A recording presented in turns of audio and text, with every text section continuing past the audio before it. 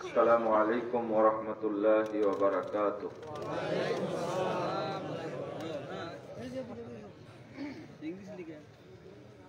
الحمد لله وحده والصلاة والسلام على من لا نبي بعده. أعوذ بالله من الشيطان الرجيم.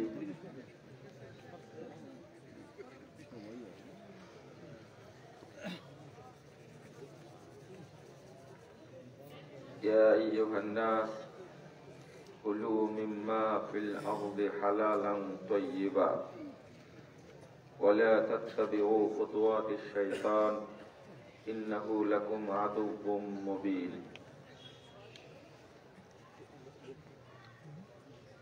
عن أبي بكر رضي الله عنه قال قال رسول الله صلى الله عليه وسلم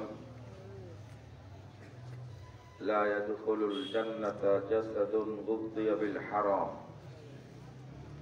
رواه الطبراني في الأوسط بإسناد صحيح.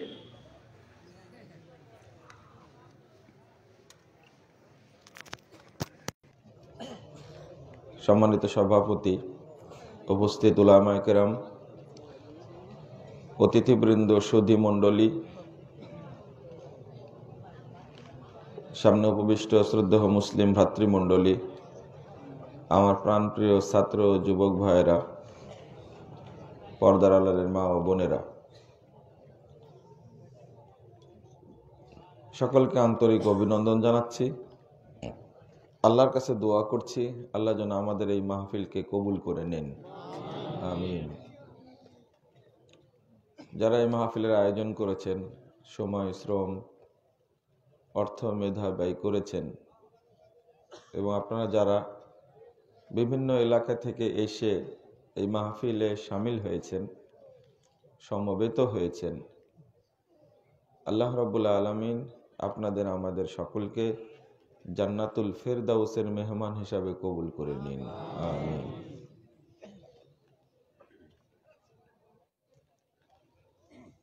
বন্ধুরা আমার, হারামের কুপ্রভাব,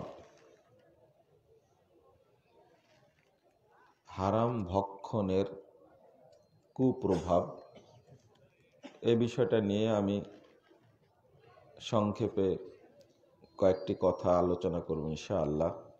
ওমা তৌফিকি ইল্লা বিল্লাহ, আলাইহি তাওয়াক্কালতু ওয়া ইলাইহি উনীব।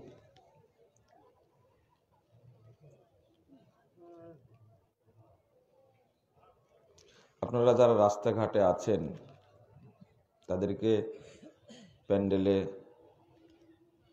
এসে বসে আলোচনা শোনার জন্য অনুরোধ করছি। মা বোনেরা যারা আছেন তাদেরকে অনুরোধ করছি আপনারা শান্তভাবে আলোচনা শুনবেন। একটা আলোচনা শোনা আর একটা বোঝা, উপলব্ধি করা। আলোচনা শোনার পরে এটা উপলব্ধি করবেন এবং সেটা নিজের সার্বিক জীবনে বাস্তবায়ন করবেন। কেউ ইনশাল্লাহ বললেন না, জোর করে বলালে আর কি হয়? মনে থাকবে কি করে? জং ধরে ধরে মানে অন্তরটা তো একবারে কালো হয়ে আছে। শোনার জন্য সবাই রেডি, কিন্তু মানার জন্য সবাই রেডি না, মানবে না। বলল, শুনলাম, আপনারাই তো বলেন এক কান দিয়ে শুনে আর এক কান দিয়ে বের করে দেয়। আমি তো মনে হয় দুই কান দিয়ে বের করে দেয়।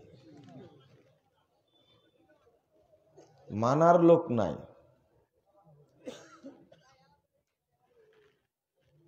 আগে যত জালসা সমাবেশ হতো তার চেয়ে এখন বেশি হচ্ছে না কম হচ্ছে? বেশি হচ্ছে।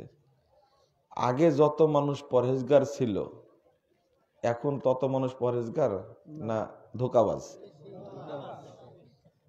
ধোঁকাবাজি বেশি। এটাই হলো বড় পার্থক্য। আপনাদের অনুরোধ করব, আপনারা এই যে কথাটা শুনলেন, আপনারা যে কথাটা শুনছেন, কি দিয়ে শুনছেন? চোখ দিয়ে, কান দিয়ে, তাই না? কথাটা ভালো বুঝেন।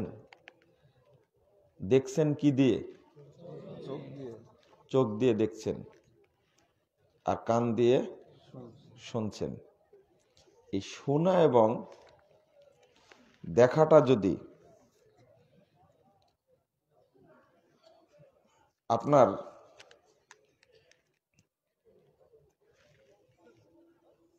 মানে বাস্তবে এটা মেনে না নেন, কান এবং চোখ, এবং আপনি কিছু একটা ভাবছেন বসে বসে, ধরেন যে কি নাই বলবে এখন, ভাবছেন না? কোথায় ভাবনাটা আসছে? অন্তরে। আল্লাহর ভাষায় শুনেন, সূরা বানী ইসরাইল 26 নম্বর আয়াত, ইন্নাস সামআ ওয়াল বাসারা ওয়াল ফুয়াদা কুল্লু উলাইকা কানা আনহু মাসউলা। নিশ্চয় ইন্নাস সামআ, কান, ওয়াল বাসার, চোখ, ওয়াল ফুয়াদ, অন্তর,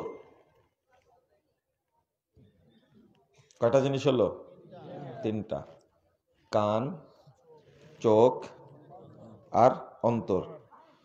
কুল্লু উলাইকা কানা আনহু মাসউলা, সবগুলোই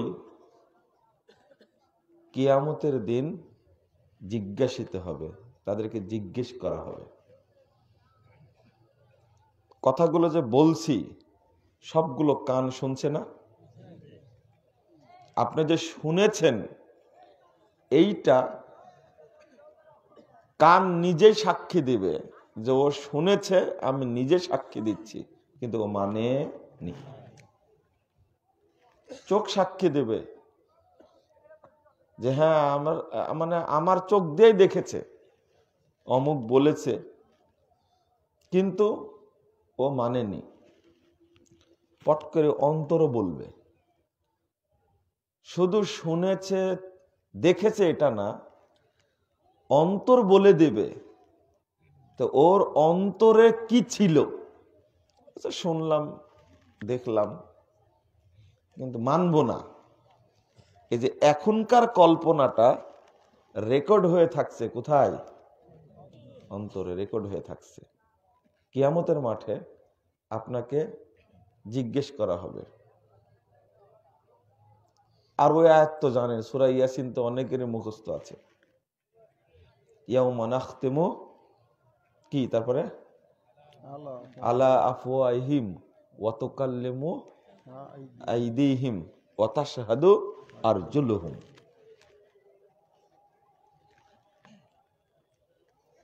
মুখে আল্লাহ রাব্বুল আলামিন মোহর মেরে দিবেন, বন্ধ করে দিবেন। কথা বলবে কি? হাত। সাক্ষী দেবে কে? পা। তাশহাদু আরজুলুহুম, তাদের পা কি করবে? সাক্ষী দেবে। হেঁটে আসছেন না? হেঁটে আসছেন, সাইকেলে আসছেন, এগুলো সব কি দিবে? সাক্ষী দিবে। এখন আপনার মনে হচ্ছে তাহলে না আসাই ভালো ছিল, তাই না? আমি তো আপনাদের মনের খবর জানি না, কারো মনে এটা হতেও পারে যে তাই তো, না শোনাই তাহলে ভালো, না যাওয়াই তাহলে ভালো। কিন্তু এক জায়গায় তো খাবেন। আল্লাহ বলছেন ইকরা বিসমি রাব্বিকাল্লাযী খালাক। প্রথম বাক্য হলো কি? পড়ো। তোমার প্রভুর নামে, যিনি সৃষ্টি করেছেন। আল্লাহকে চিনার জন্য পড়তে বলেছেন। আপনি যে পড়াটা পড়ছেন সেটা কানাডা কিভাবে যাব, ব্রিটেনে কিভাবে যাব, আমেরিকায় কিভাবে যাব, কিভাবে ডিগ্রি অর্জন করব, তারপরে রসায়ন, পদার্থ, তারপরে আপনার কি বলে যে ইঞ্জিনিয়ারিং বিষয়, কম্পিউটার সায়েন্স, নানান বিষয় জানার জন্য আপনার প্রতিযোগিতার শেষ নাই। কিন্তু কোরআনটা যে বুঝে পড়বেন এই মানসিকতা কারোর মধ্যে নেই। সূরা মুহাম্মদ 19 নম্বর আয়াতে আল্লাহ বলেছেন, ফাআলাম আন্নাহু লা ইলাহা ইল্লাল্লাহ। আপনি জানুন, জেনে রাখুন, আন্নাহু লা ইলাহা ইল্লাল্লাহ, আল্লাহ ছাড়া প্রকৃত কোনো মাবুদ নেই। একজন ব্যারিস্টার লা ইলাহা ইল্লাল্লাহর অর্থই জানে না, অথচ আল্লাহ ওইটাই আগে জানতে বললেন, ফাআলাম আন্নাহু লা ইলাহা ইল্লাল্লাহ। যদি বলি যে বলেন তো লা ইলাহা ইল্লাল্লাহর অর্থ কি, কি উত্তর দেবে? এটা সহজ, আল্লাহ ছাড়া কোনো মাবুদ নাই, আল্লাহ ছাড়া কোনো উপাস্য নাই, এটা বলবে, মাবুদ বলবে না। অনুবাদ হলো? হ্যাঁ, অনুবাদ কিন্তু হলো না। কি অনুবাদ হবে? আল্লাহ ছাড়া সত্য কোনো মাবুদ, সত্য কোনো মাবুদ নেই, এটা হলো অর্থ। কিন্তু সে জানে না। আর এই যে আলোচনা অনুষ্ঠান হচ্ছে, তারা কিন্তু এই সমস্ত জায়গায় আসবেও না। এখানে কলেজের কোনো টিচার নাই, নেই বললেই চলে, দুই একজন থাকতে পারে এরকম। কারণ তারা তো কলেজের টিচার, কলেজের টিচার। তারা এই জালসায় আসবে, টুপি মাথায় দিয়ে কিছু বলে, কিছু গান টান গায়, ঘুম নষ্ট হবে। আর ওই পরিবেশে আমি যাব কেন? এই পরিবেশটা হলো দরিদ্র, খোঁড়া, ন্যাংড়া, অপরিষ্কার, এদের পরিবেশ। আলোচনা শুনতে হবে ফিল্ডে বসে। আমি একজন কলেজের টিচার, বিশ্ববিদ্যালয়ের টিচার, আমি একজন ডাক্তার, ইঞ্জিনিয়ার, ওই পরিবেশে যাব কেন? মানসিকতা এইরকম বেশি, যার কারণে তারা আলোচনা শুনবেও না, শোনার জন্য আসবেও না, চেষ্টাও করবে না। কিন্তু এই আয়াত সম্পর্কে যদি আল্লাহ তাকে জিজ্ঞেস করে, ফাআলাম আন্নাহু লা ইলাহা ইল্লাল্লাহ, তুমি জানো আগে আল্লাহ ছাড়া প্রকৃত কোনো মাবুদ নেই, তুমি শিখনি কেন, জানোনি কেন? একজন বিসিএস ক্যাডারকে কত পড়াশোনা করা লাগে জানেন?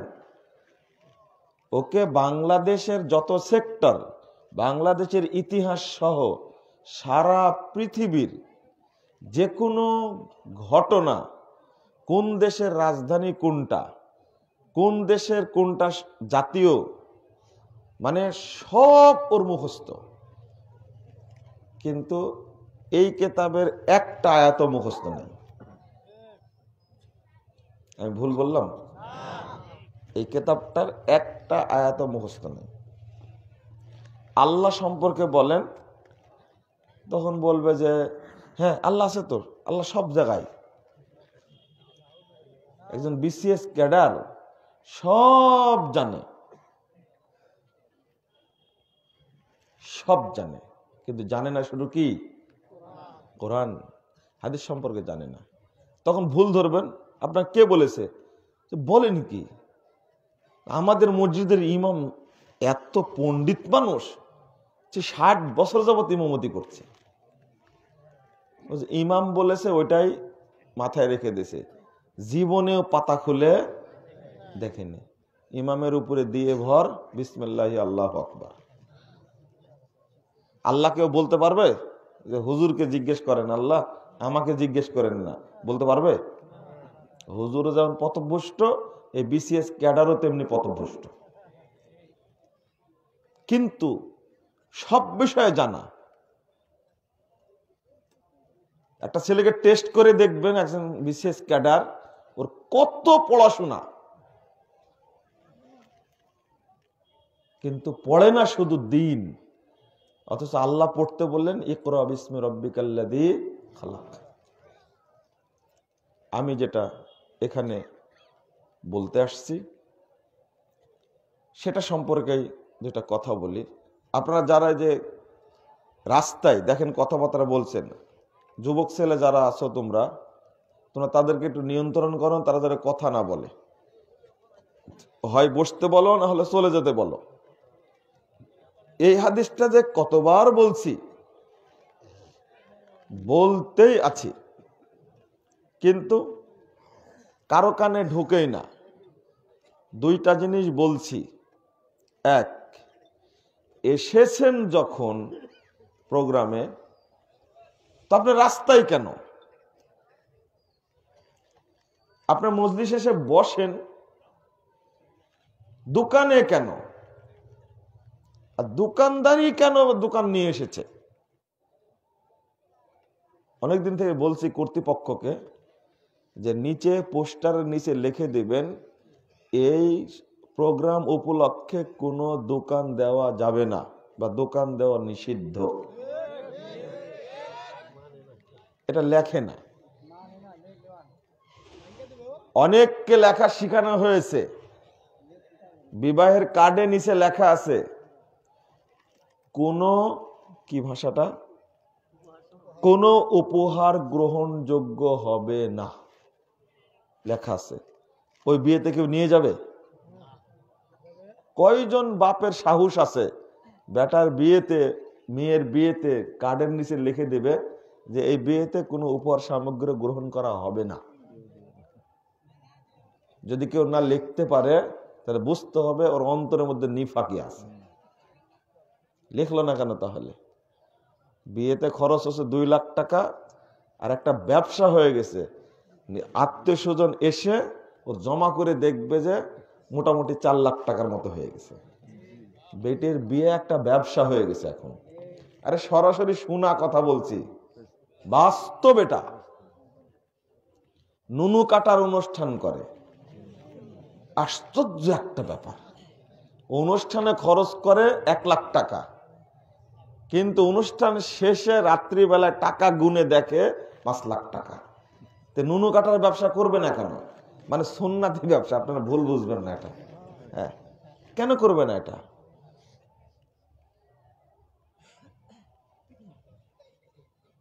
তো আমাদের অভ্যাসটা এরকম হয়ে গেছে যে আসছেন প্রোগ্রামে, আপনারা ঘুরে বেড়াচ্ছেন।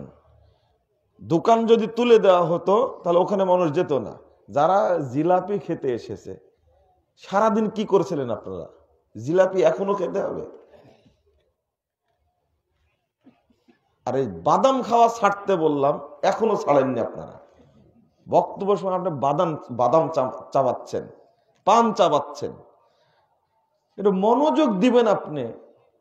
না দে দিব্যি বাদাম ছিলছেন, কথা যে কোন দিক থেকে কোন দিকে গেল ওটা হিসাবই নাই আপনার। মনোযোগ না থাকলে কি করে হবে? বাদাম টিপে মুখে দেওয়া আবার চাবানো, স্বাদ অনুভব করবে না বক্তব্য অনুভব করবে? আমি বলি যে বাদাম হাতে রাখবেন না। সারাদিন কি করেছিলেন? আজকে যেহেতু প্রোগ্রামে যাওয়া লাগবে, আমি সকাল থেকে বিকেল পর্যন্ত বাদামই খাই, তারপরে যে মাহফিলে বসি। হাদিসের কথাটা বলছি, আপনারা শুনেন। আজকে একটা সুযোগ নিতে পারতেন আপনারা। 1556 নম্বর হাদিস, তাবরানী আওসাতের মধ্যে এসেছে। রাসূল সাল্লাল্লাহু আলাইহি ওয়াসাল্লাম বলছেন, মা জালাসা কওমুন ইয়াযকুরুনাল্লাহ, কিছু মানুষ যখন বসে আল্লাহকে স্মরণ করে, আল্লাহর দ্বীনের পর্যালোচনা করে, কিতাবের পর্যালোচনা করে, যখন বৈঠক শেষ হয়ে যায়, ইল্লা নাদাহুম মুনাদিম মিনাস সামা, আসমান থেকে আল্লাহ তাদেরকে ডাক দেন, বলেন এখন প্রোগ্রাম শেষ, কুমু মাগফুরাল লাকুম, তোমরা এখন চলে যাও, তোমাদের সবাইকে ক্ষমা করে দেওয়া হয়েছে। কে বলেন এটা? আল্লাহ বলেন। ক্ষমা করার মালিক কে? আল্লাহ বলেন যে কুমু মাগফুরাল লাকুম, তোমরা এখন চলে যাও, তোমরা সবাই ক্ষমাপ্রাপ্ত হয়েছে, সবাই ক্ষমা করে দেওয়া হয়েছে। আল্লাহ আরেকটি কথা বলেন, ওয়াবাদদালতু সাইয়্যাতিকুম হাসানাত, তোমরা যত পাপ করেছিলে জীবনে ইতিপূর্বে, আজকে সব পাপগুলোকে নেকিতে পরিণত করে দিয়েছি আমি আল্লাহ। তাহলে এই সৌভাগ্যটা আপনি অর্জন করতে পারলেন না, আপনি ঘুরে বেড়ালেন রাস্তায়, মানে ওই মন মানসিকতা নিয়ে আসেননি।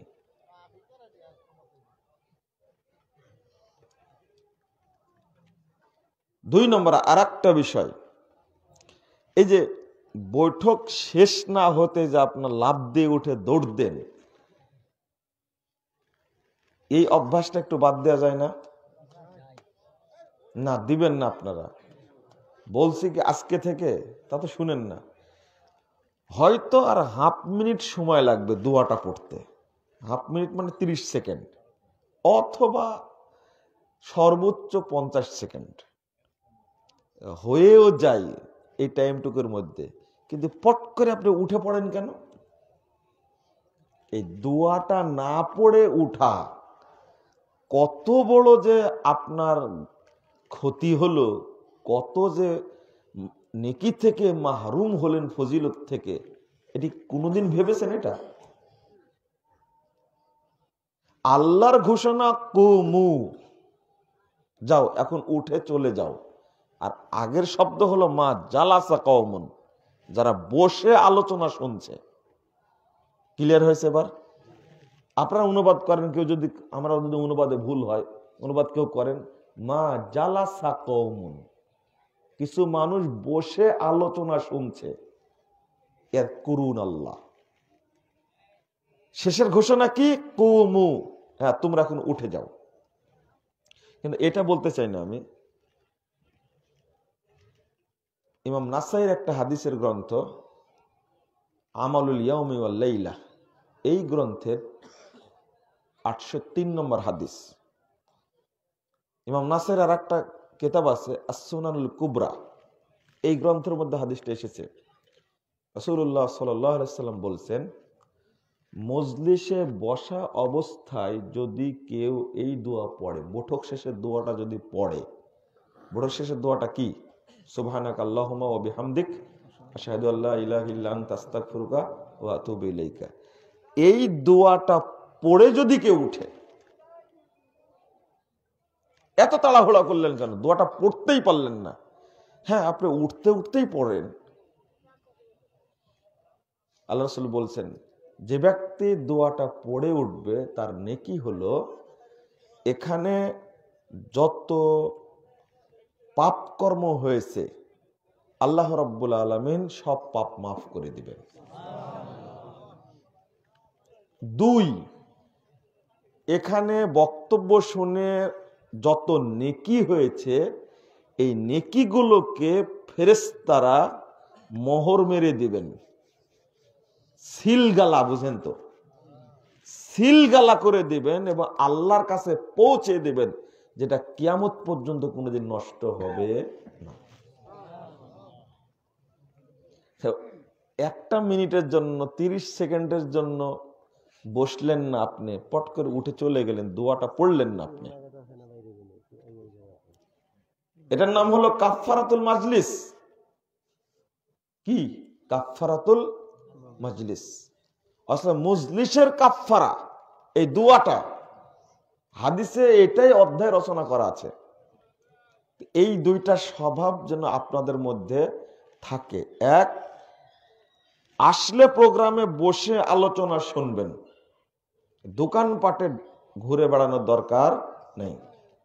2, বৈঠক শেষে বসে এই দোয়াটা পড়ে তারপরে উঠে যাবেন। মনে থাকবে ইনশাআল্লাহ? মনে থাকবে কি করে? হারাম খেয়ে খেয়ে খেয়ে অন্তরটা পচে গেছে একেবারে।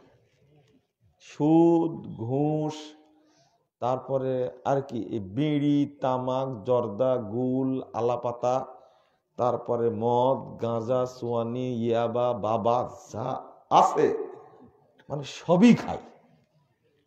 কুকুর শিয়াল যা খায় না, মানুষ তাই খায়। মানুষের স্বভাব এত খারাপ হয়ে গেছে, হারামের কথা কেন বললাম? হারামের কুপ্রভাবটা কি? অনেকগুলো সাইড হারামের। আপনাকে প্রতিনিয়ত একটা দোয়া পড়তে বলেছিলাম। রাসূল সাল্লাল্লাহু আলাইহি সাল্লাম প্রত্যেকদিন ফজরে যে দোয়াটা পড়তেন, ফজর সালাতের পরে, 925 নম্বর হাদিস ইবনু মাজার মধ্যে এসেছে, আল্লাহুম্মা ইন্নী আসআলুকা ইলমান নাফিআ ওয়া রিজকান তাইয়্যিবা ওয়া আমালান মুতাকাব্বালা। হে আল্লাহ, আমি আপনার কাছে উপকারী ইলম চাই। আল্লাহ প্রদত্ত ইলম দিয়ে যা কাজ করবেন সবগুলোতে বরকত হবে। ইলম চাইবেন না? সঠিক চিন্তা বুদ্ধি মাথায় ঢোকাবেন কে? আল্লাহ। খারাপ কাজ করতে চাইলেও আল্লাহ আপনাকে বুদ্ধি দিবে যে এটা করা যাবে না। ইলমটা চাইতে হবে কার পক্ষ থেকে? আল্লাহর পক্ষ। আল্লাহুম্মা ইন্নী আসআলুকা ইলমান নাফিআ। বেশি বেশি পড়া তো দূরের কথা, মুখস্থই নাই। মুখস্থই নাই। পচা দোয়াগুলো মুখস্থ আছে। পচা দোয়া যেগুলো, সেগুলো মুখস্থ আছে, সহি দোয়া মুখস্থ নাই। ওয়া আমালান মুতাকাব্বালা। আল্লাহুম্মা ইন্নী আসআলুকা ইলমান নাফিআ ওয়া রিজকান তাইয়্যিবা। আল্লাহ, তুমি আমাকে পবিত্র রুজি দান করো। আপনি যদি সকালে বলেন, তাহলে আপনার রুজিটা পবিত্র হবে না? ওয়া আমালান মুতাকাব্বালা।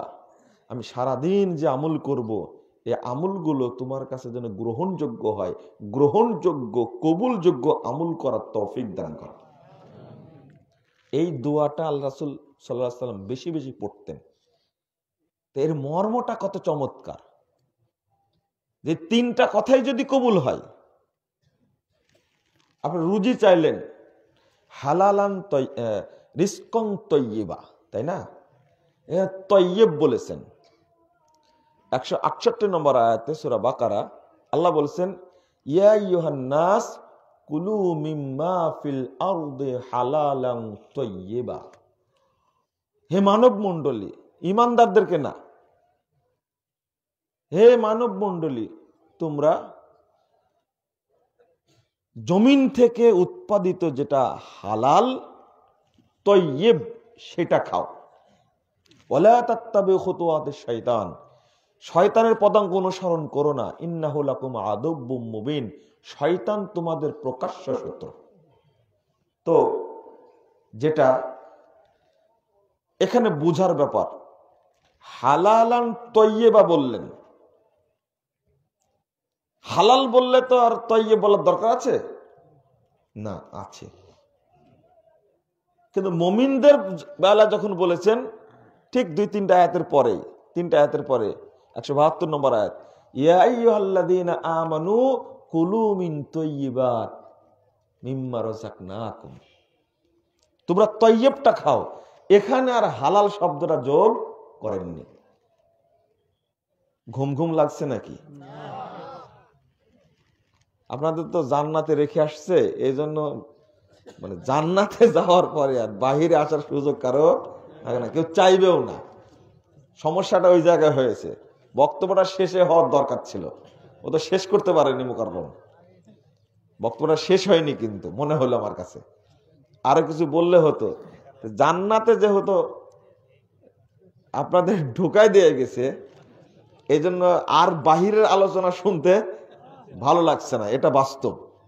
জান্নাতের আলোচনা মানে কত মধুর। আমি একটা হাদিস বলে আসলাম কেবলে।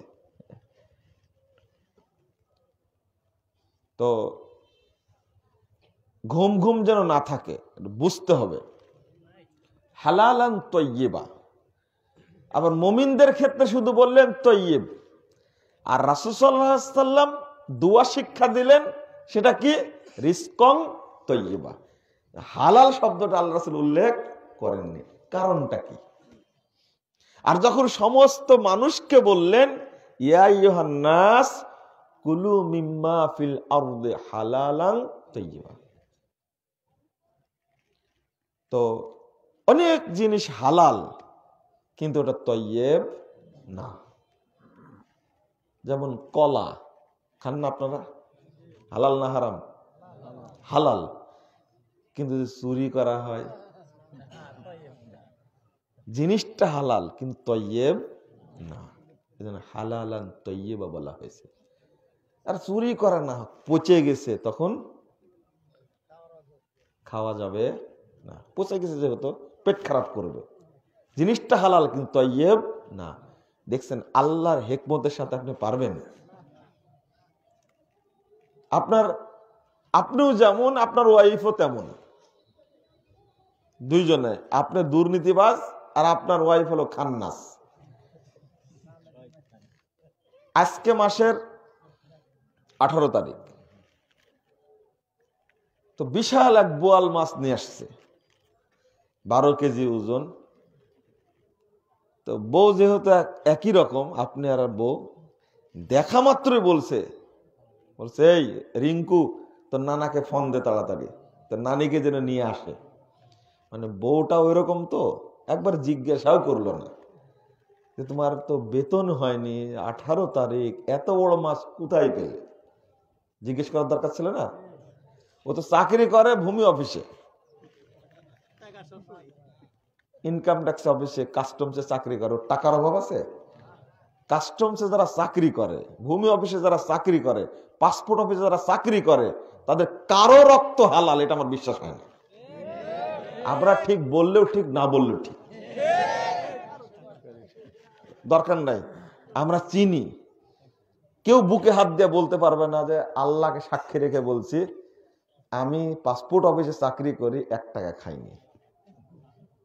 থাকতে পারে আল্লাহর কোনো বান্দা, আমি ক্ষমা চেয়ে নিচ্ছি, থাকতে পারে, অবশ্যই হয়তোবা কেউ আছে।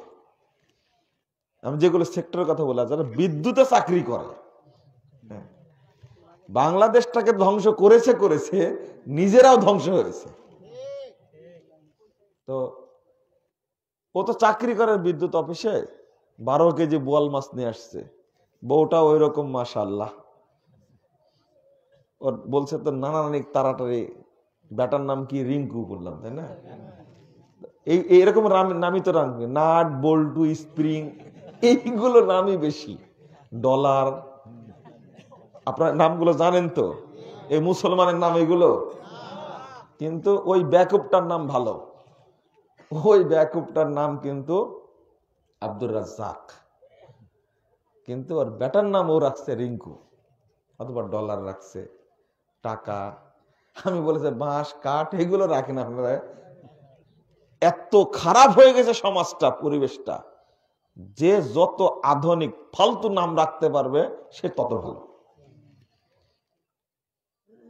আর যদি বউটা ভালো হয়, আচ্ছা এই যে বোয়াল মাছটা যে নিয়ে আসলো, বোয়াল মাছ হালাল না হারাম? হালাল, কিন্তু এটা কেন? এটা হলো কিসের ঘুষ বলছেন না, বলে হারাম টাকা বলেন, আবার অবৈধ বলে যে হারাম টাকা। এটা কি? ও পরিষ্কার বলেন, ইন্নাস সালাতা কানাত আলাল মুমিনিনা কিতাবাম মাওকুতা, নাকি ইন্নাস সালাতা তানহা আনিল ফাহশাই ওয়াল মুনকার। সালাত বিরত রাখে। আরে অনুবাদটা করো সরাসরি, সালাত বাধা দেয়। তুমি এত ভাষাবিদ, বাংলাদেশের মানুষকে চাঁচাছোলা কথা না বললে তো বুঝে না। এত সুন্দর সাহিত্যিক অনুবাদ করব, কিছুই বুঝবে না।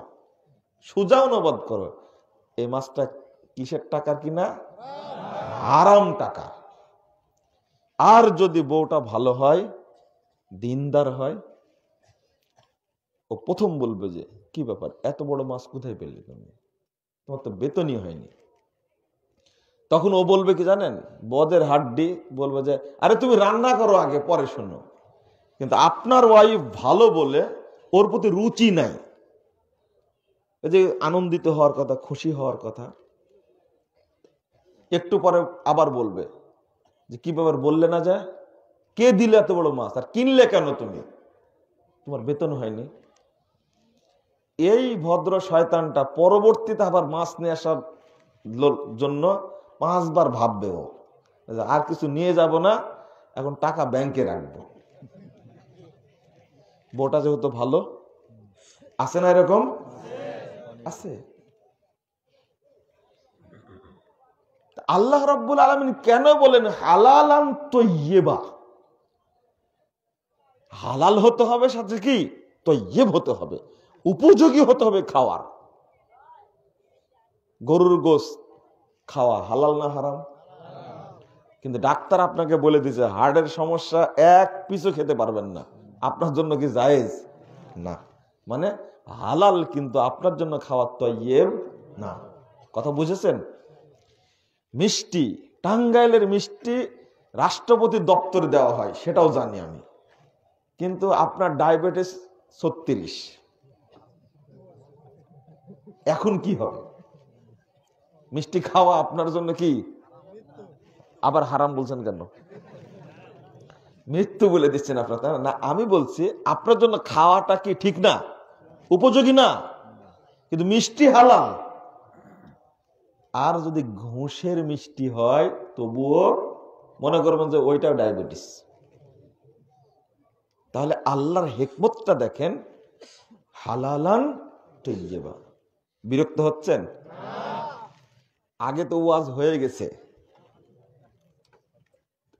এখন যেটা আপনাকে বলতে চাচ্ছি সেটা হলো প্রত্যেকটা ক্ষেত্রে আপনি খেয়াল করবেন। এখন তো খেয়াল করবেন না, আমরাই খেয়াল করি না, কার বাড়িতে রাখে আর কার বাড়িতে খেতে দেয় চিন্তাও করি না। সবচেয়ে ভালো বাড়ি যেটা, বড় সুদখোর সুন্দর বাড়ি, ওই বাড়িতে আমাদের খাওয়ার ব্যবস্থা করে। আপনাদের বলছি না কিন্তু, রাগ করবেন, আপনারা ভালো মানুষ আলহামদুলিল্লাহ। আমাদের কথা বলছি, আমরা তো খেয়াল করি না, বাড়িটা খুব সুন্দর, কিন্তু আসলে কি হালাল টাকার করা না বড় সুদখোর এই এলাকা, সেই খবরটা আমরা নেই না।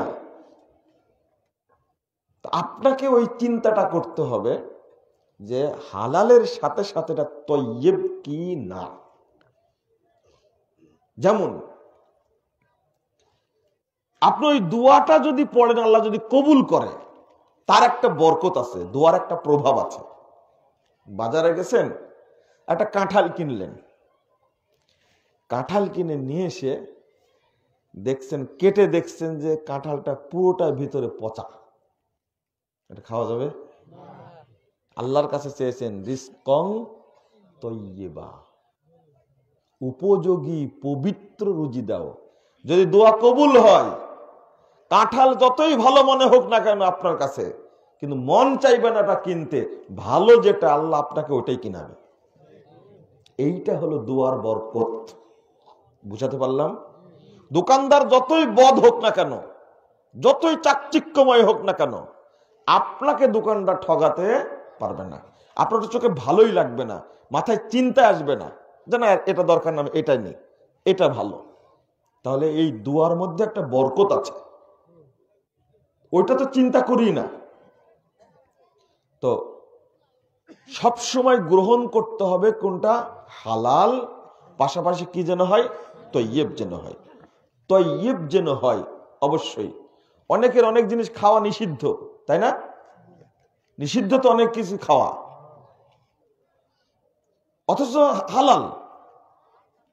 তারপর আল্লাহ বলেছেন ওয়ালা তাত্তাবিউ খুতুওয়াতিশ শয়তান, শয়তানের পদঙ্ক অনুসরণ করো না। হারাম খাওয়া অভ্যাস হলো শয়তানের। কার অভ্যাস? শয়তানের। অতএব ওই হারাম পথে যাওয়া যাবে না।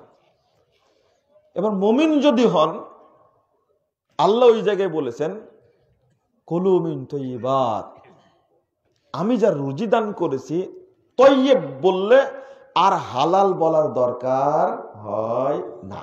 মানে হালালটা অতিক্রম করে কি হয়েছে? ও তয়্যিব হয়েছে। এই জন্য মুমিনদেরকে তয়্যিবের কথা বলেছেন। আর একটা নাস দ্বারা সমস্ত মানুষকে ইনক্লুড করলেন কেন আল্লাহ? মুমিনদের ক্ষেত্রে তয়্যিব উল্লেখ করলেন কেন? মানুষ হিন্দু, খ্রিস্টান, বৌদ্ধ, এরা মুসলমান না হলে মানুষ তো মানুষ না কেন? এই তাদেরকেও এর মধ্যে ইনক্লুড করে, অন্তর্ভুক্ত করে বলার উদ্দেশ্যটা কি? মানে হারামের একটা প্রভাব আছে, সেই হিন্দু হোক, খ্রিস্টান হোক, বৌদ্ধ হোক, মুসলিম হোক, যে কোনো প্রকারের জাতি হোক না কেন, হারামের প্রভাব আছেই। গরুকেও যদি হারাম খান তবুও প্রভাব আছে। কিভাবে? আর একটা হাদিস বলি তাহলে বুঝবেন। 2274 নম্বর হাদিস ইবনু মাজার মধ্যে এসেছে, রাসূল সাল্লাল্লাহু আলাইহি ওয়াসাল্লাম বলছেন, আর রিবা সাবউনা জুজা, সুদের পাপের ভাগ হলো 70টা। কয়টা? 70টা। কেউ 1 টাকা সুদ খেলে 70 প্রকার পাপ হয়। তার মধ্যে ছোট প্রকারটা, ছোট ভাগটা হলো আইয়ান কিহার রজুলু উম্মাহ, কোন ব্যক্তি যেন তার মায়ের সাথে জেনায় লিপ্ত থাকে। আমি নাউজুবিল্লাহ শুনতে চাইনি। সুদ জীবনে খাবেন না, নিবেন না, দিবেন না, লিখবেন না, এইটা মনে মনে প্রতিজ্ঞা করলেই হবে। নাউজুবিল্লাহ তো বহু দিন যাবত পড়তেছেন, কিস্তি দেওয়া বন্ধ করেছেন, তো নাউজুবিল্লাহ বলার কি দরকার? কিস্তি দেওয়া বন্ধ করেছেন, জমি কটা নিয়ে তো বন্ধ করেননি। হুজুরের ফতোয়া পেয়ে গেছেন, জমি কটা নেন তো আপনি। তো এখানে একটা শব্দ আল্লাহ রাসূল উল্লেখ করেছেন, খেয়াল করুন শব্দটা, আইয়ান কিহার রজুলু উম্মাহ, কোন ব্যক্তি যেন তার মায়ের সাথে জেনায় লিপ্ত থাকে। রজুল শব্দ উল্লেখ করেছেন, মুসলিম উল্লেখ করেননি। এখানে শুধু মুসলিম উদ্দেশ্য এমনটা না। এই জন্যই সক্রেটিস সুদের বিরুদ্ধে বলার কারণে সক্রেটিসকে মেরে ফেলা হয়েছে বিষ দিয়ে, বিষ খাওয়ায় মেরে ফেলা হয়েছে। সক্রেটিস কি, ও কি মুসলিম ছিল? ওকে মারলো কি জন্য? সুদ এমন একটা খারাপ জিনিস, শুধু মুসলিম সমাজকে ধ্বংস করে না, পুরো মানব জাতিকে ধ্বংস করে। এই জন্য সবাই অন্তর্ভুক্ত। হালাল জিনিস আর হারাম জিনিসের প্রভাবই আলাদা। আচ্ছা, বিসমিল্লাহ বলে আপনি খাসি জবাই করেন কেন? মুরগি জবাই করেন কেন? গরু জবাই করেন কেন? বিসমিল্লাহ কেন বলতে হবে? আমি বেশ কিছুদিন আগে একটা রিপোর্ট পড়েছিলাম, যেটা পরীক্ষা করা হয়েছিল একজন মুসলিম দ্বারা বিসমিল্লাহ বলে জবাই করা প্রাণী আর একজন অমুসলিম,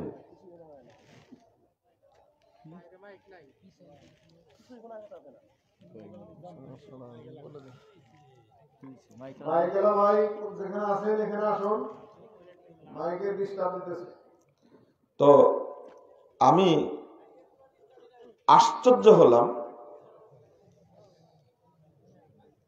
আপনারা শুনতে পাচ্ছেন? আশ্চর্য হলাম, সে রিপোর্টে লিখছে যে যতগুলো জীবাণু থাকে বিসমিল্লাহ বলে জবে করেছে যেটা, সেইটা পরীক্ষা করে দেখছে এর মধ্যে কোনো জীবাণু নাই। আর যেটা একজন মুশরিক জবে করেছে, ও তো আল্লাহর নাম বলেনি, ওর মধ্যে কি পাওয়া গেছে? জীবাণু পাওয়া গেছে। নাউজুবিল্লাহ। এটা হলো বিসমিল্লাহ কেন বলেছেন। বিজ্ঞান আস্তে আস্তে সবকিছু প্রমাণ করে দিচ্ছে, আরো প্রমাণ করে দিবে আস্তে আস্তে, ইনশাআল্লাহ পরিষ্কার হয়ে যাবে। আমি যেটা বলছি যে ওই পশুটা খাচ্ছে এমনিতে জবে করে, অথবা মূর্তি বা প্রতিমা বা আপনারা যে কি বলে হিন্দুদের সব দেবদেবীর নাম নিয়ে বা খ্রিস্টান দেবদেবীর নাম নিয়ে জবে করছে, ওটা কি পবিত্র হবে? না, ওটা পবিত্র হবে না, হওয়ার কোনো সুযোগ নাই। আবার মনে করেন না যে গরু চুরি করে নিয়ে এসে যদি বিসমিল্লাহ বলে জবাই করি তাহলে কিন্তু পবিত্র হয়ে যাবে মনে হয় নাকি? না, কিছু কিছু ভদ্র শয়তান আছে এই চিন্তাটাও করে, মদ খাওয়া হারাম, কিন্তু ওইটা চিন্তা না করে যে মানে এই ওর গোফটা মুসটা এত বড় হয়েছে, মদ খাওয়ার সময় বলছে যদি মদের সাথে এই মুসটা লেগে যায় তাহলে নাপাক হয়ে যাবে। তো মুছটা চেড়ে মদটা পান করছে, কারণ কিন্তু বেকুব যে মদ পান করছে এটাই যে হারাম ওর চিন্তা নাই, ওই হিসাবটা নাই। তা আমাদের মধ্যে হারাম যেভাবে ঢুকেছে, আল্লাহ রাব্বুল আলামিন বলছেন সূরা আরাফ 157 নম্বর আয়াত, ইউহিল্লু লাহুমুত তাইয়্যিবাত ওয়া ইউহাররিমু লাহুমুল খাবাইস। আল্লাহ রাব্বুল আলামিন ইউহিল্লু লাহুমুত তাইয়্যিবাত, যেগুলো তয়্যিব পবিত্র সেইগুলোকে আল্লাহ হালাল করেছেন, আর যেগুলো অপবিত্র সেইগুলোকে আল্লাহ হারাম করেছেন। তাহলে যত হারাম বস্তু সবগুলোই কি বলেন? অপবিত্র। যত হারাম সবগুলো কি? অপবিত্র। যত হারাম সবগুলো কি? অপবিত্র। এই জন্যই তো অপবিত্র জিনিস ভিতরে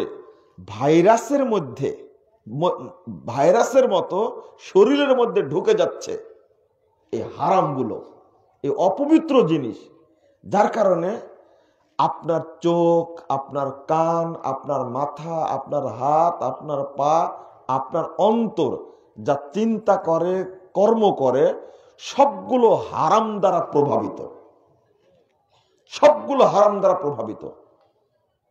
হারামখোর, ভাইরাসে আক্রান্ত, অভিযোগ করেন সেজদা করে তৃপ্তি পায় না। তৃপ্তি পাবেন কি করে?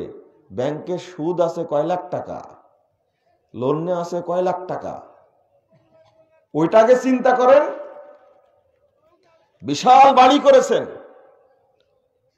ব্যাংক থেকে লোন নিয়েছেন 30 কোটি টাকা,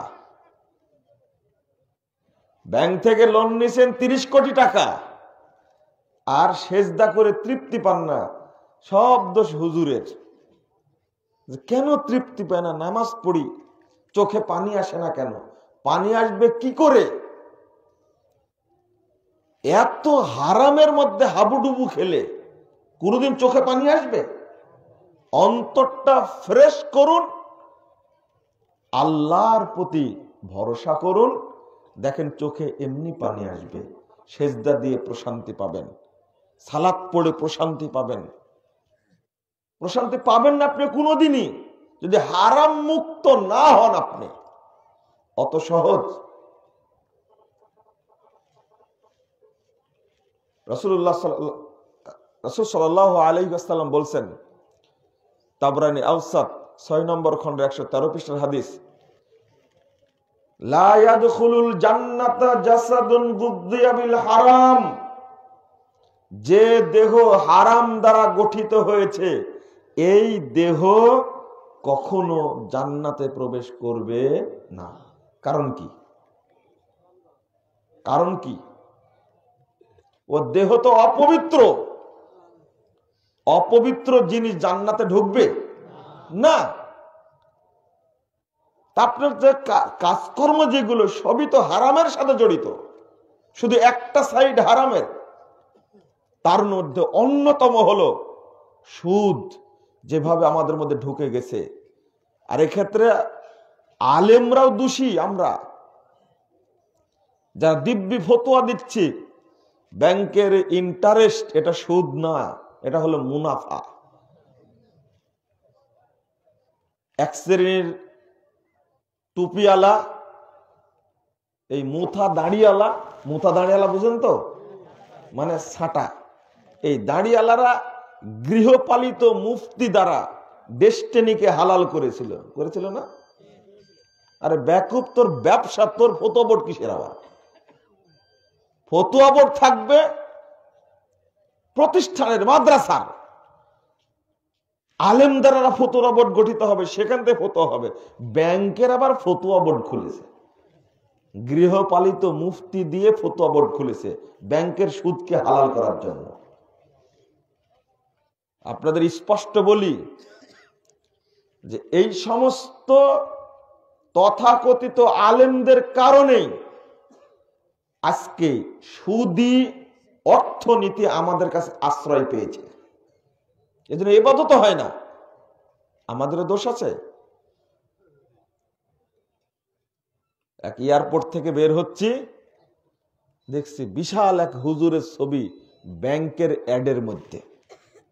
আমি বললাম যে এই যে কিভাবে জাতিকে শেষ করেছে, আরো কত অ্যাড থাকতে পারে, তোর ব্যাংকের অ্যাড দিতে হবে?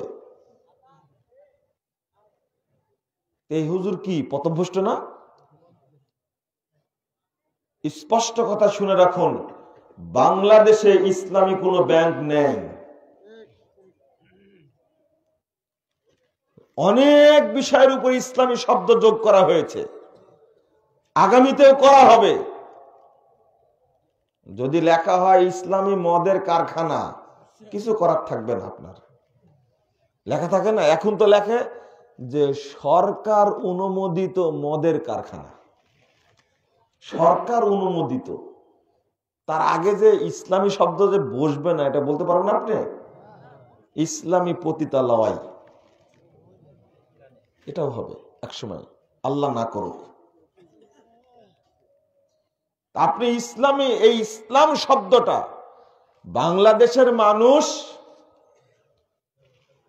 ধর্মপ্রাণ, কিন্তু ধর্মভীরু না।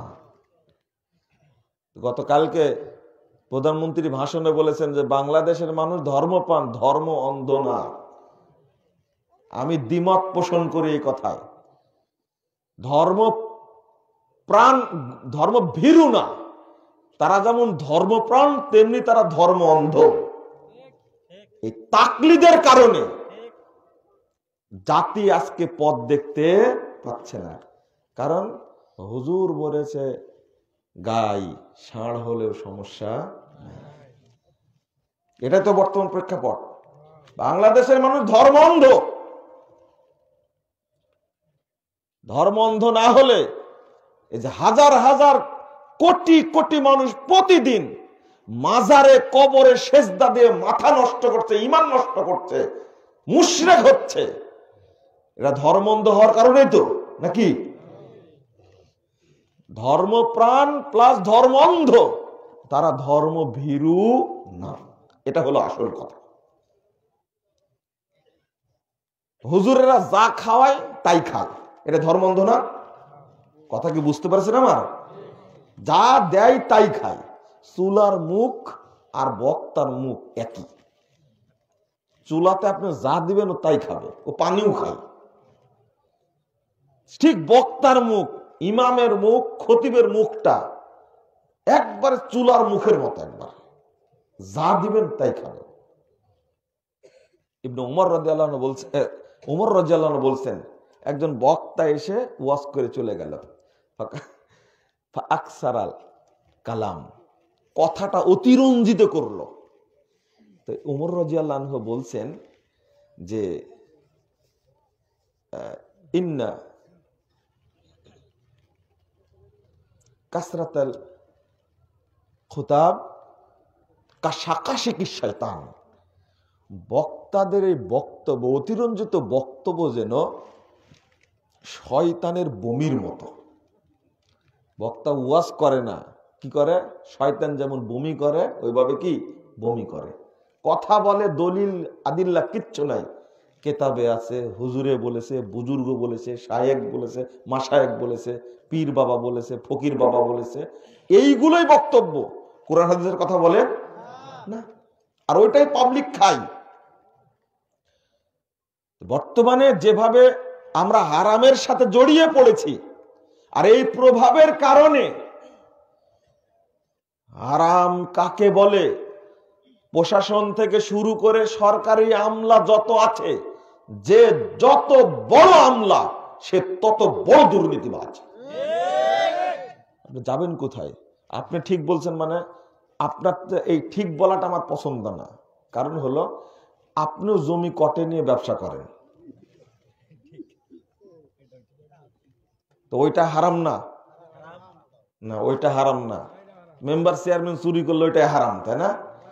আপনার জমি আজকে মাপতে যাব, চলেন। আপনি জমি ছিল 5 কাঠায়, 5 বছরে 6 কাঠা হয়ে গেছে।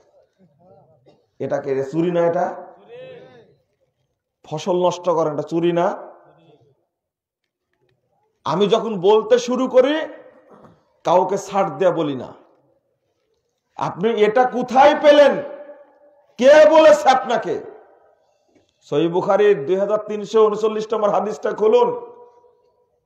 রাসূলুল্লাহ সাল্লাল্লাহু আলাইহি ওয়াসাল্লাম বলেছেন, তুমি জমি লিজ নাও। জমি কি করো? লিজ নাও, এটা জায়েজ, কিন্তু কর বন্ধক চলবে না। আগে ছিল খাই খালাসি, ছিল না? জমি আপনার 3 বছরের জন্য নিয়ে নিয়েছেন, 3 বছর শেষ হয়েছে, লোক ফিরে পেয়েছে, অথবা পরে আবার পুনরায় দিয়েছে। 3 বছরে 50,000 টাকা আপনি নিয়েছেন, 3 বছর শেষ, জমির মালিক জমি ফেরত পাবে, টাকা ফেরত দিবে নাকি? না। এটা আগে ছিল তো, তাই না? ওই তখন যে শুয়োরের রক্ত খাওয়া যাচ্ছিল না, ওই জন্য এটা বাদ হয়ে গেছে, সুন্নাতটা বাদ হয়ে গেছে, সুদটা এখন মানুষের উপরে জেঁকে বসেছে। এখন কিভাবে বসেছে? ওই 50,000 টাকা যতদিন না দিবে ততদিন ওই হারাম খেতেই থাকবে। এটাই হারাম, এটাই হারাম, এটাই হারাম। আবার খিচুড়ি পাকাবেন না কিন্তু। কোন হুজুর এসে বলবে কি এটা জায়েজ? কিভাবে জায়েজ করছে জানেন? মাথা ঠিক আছে তো আপনাদের এখনো? আচ্ছা, একটু হিসাব করেন। স্থাবর আর অস্থাবর, স্থাবর জমির ক্ষেত্রে এক বিধান, মনে থাকবে। 2, অস্থাবর বস্তুর ক্ষেত্রে আর এক বিধান। 3, ফলের বাগানের ক্ষেত্রে আর এক বিধান। 4, গরু ছাগলের ক্ষেত্রে আর এক বিধান। মনে থাকবে? মনে থাকবে না, রাত 12টা বেজে গেছে। জমি লিজ নেওয়া জায়েজ। জমি লিজ নেওয়া কি? কটে নেওয়া হারাম। 1, গাছ, এখন হুজুর এসে বলে দিছে লিজ নেওয়া যেহেতু জায়েজ, আমের বাগান ও লিজ নেওয়া কি জায়েজ। এই জন্য আমের বাগান, লিচুর বাগান, বোরোর বাগান, তারপরে কলার বাগান, পেয়ারার বাগান, যত ফলের বাগান, এখন তো ড্রাগন ফলও হচ্ছে, এই ফলের বাগানগুলো লিজ নিচ্ছে 5 বছর 10 বছরের চুক্তিতে। আপনাদের এলাকায় তো আম অত নাই, রাজশাহীতে আম বেশি, ব্যবসাটাও বেশি, হারামও খায় বেশি। এই বাগানটা নিয়ে নিচ্ছে 5 বছরের চুক্তিতে, বাগানটা নিচ্ছে। হুজুরের ফতোয়া, যেহেতু 5 বছরের চুক্তিতে, 2 বছর, 5 বছর, 7 বছর চুক্তিতে জমি লিজ নেওয়া জায়েজ, বাগানও লিজ নেওয়া কি জায়েজ।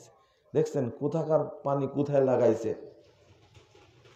বাগানের ক্ষেত্রে যে আর এক বিধান, এটা কিন্তু তার জানা নাই। 3997 নম্বর হাদিস, 94 নম্বর হাদিস সহিহ মুসলিমের মধ্যে এসেছে, আনিল মুআওয়ামা, অর্থাৎ ফলের বাগান 1 বছর 2 বছরের চুক্তিতে, 5 বছর চুক্তিতে বিক্রি করা কি নিষিদ্ধ। ওইটাই চলছে এখন। হাজী সাহেব হজ করতে যাচ্ছে, বাগানগুলো 5 বছরের চুক্তিতে দিয়ে হজে যাচ্ছে, আমার কাছে দোয়া চাচ্ছে, চাচা হজে যাচ্ছে দোয়া করবেন। হুট করে হজে যাওয়ার সিদ্ধান্ত, মানে সিদ্ধান্ত, টাকা পয়সা তো নাই, বাগানগুলো সব লিজ দিয়ে দিছি 5 বছরের চুক্তিতে, দিয়ে হজে যাচ্ছি।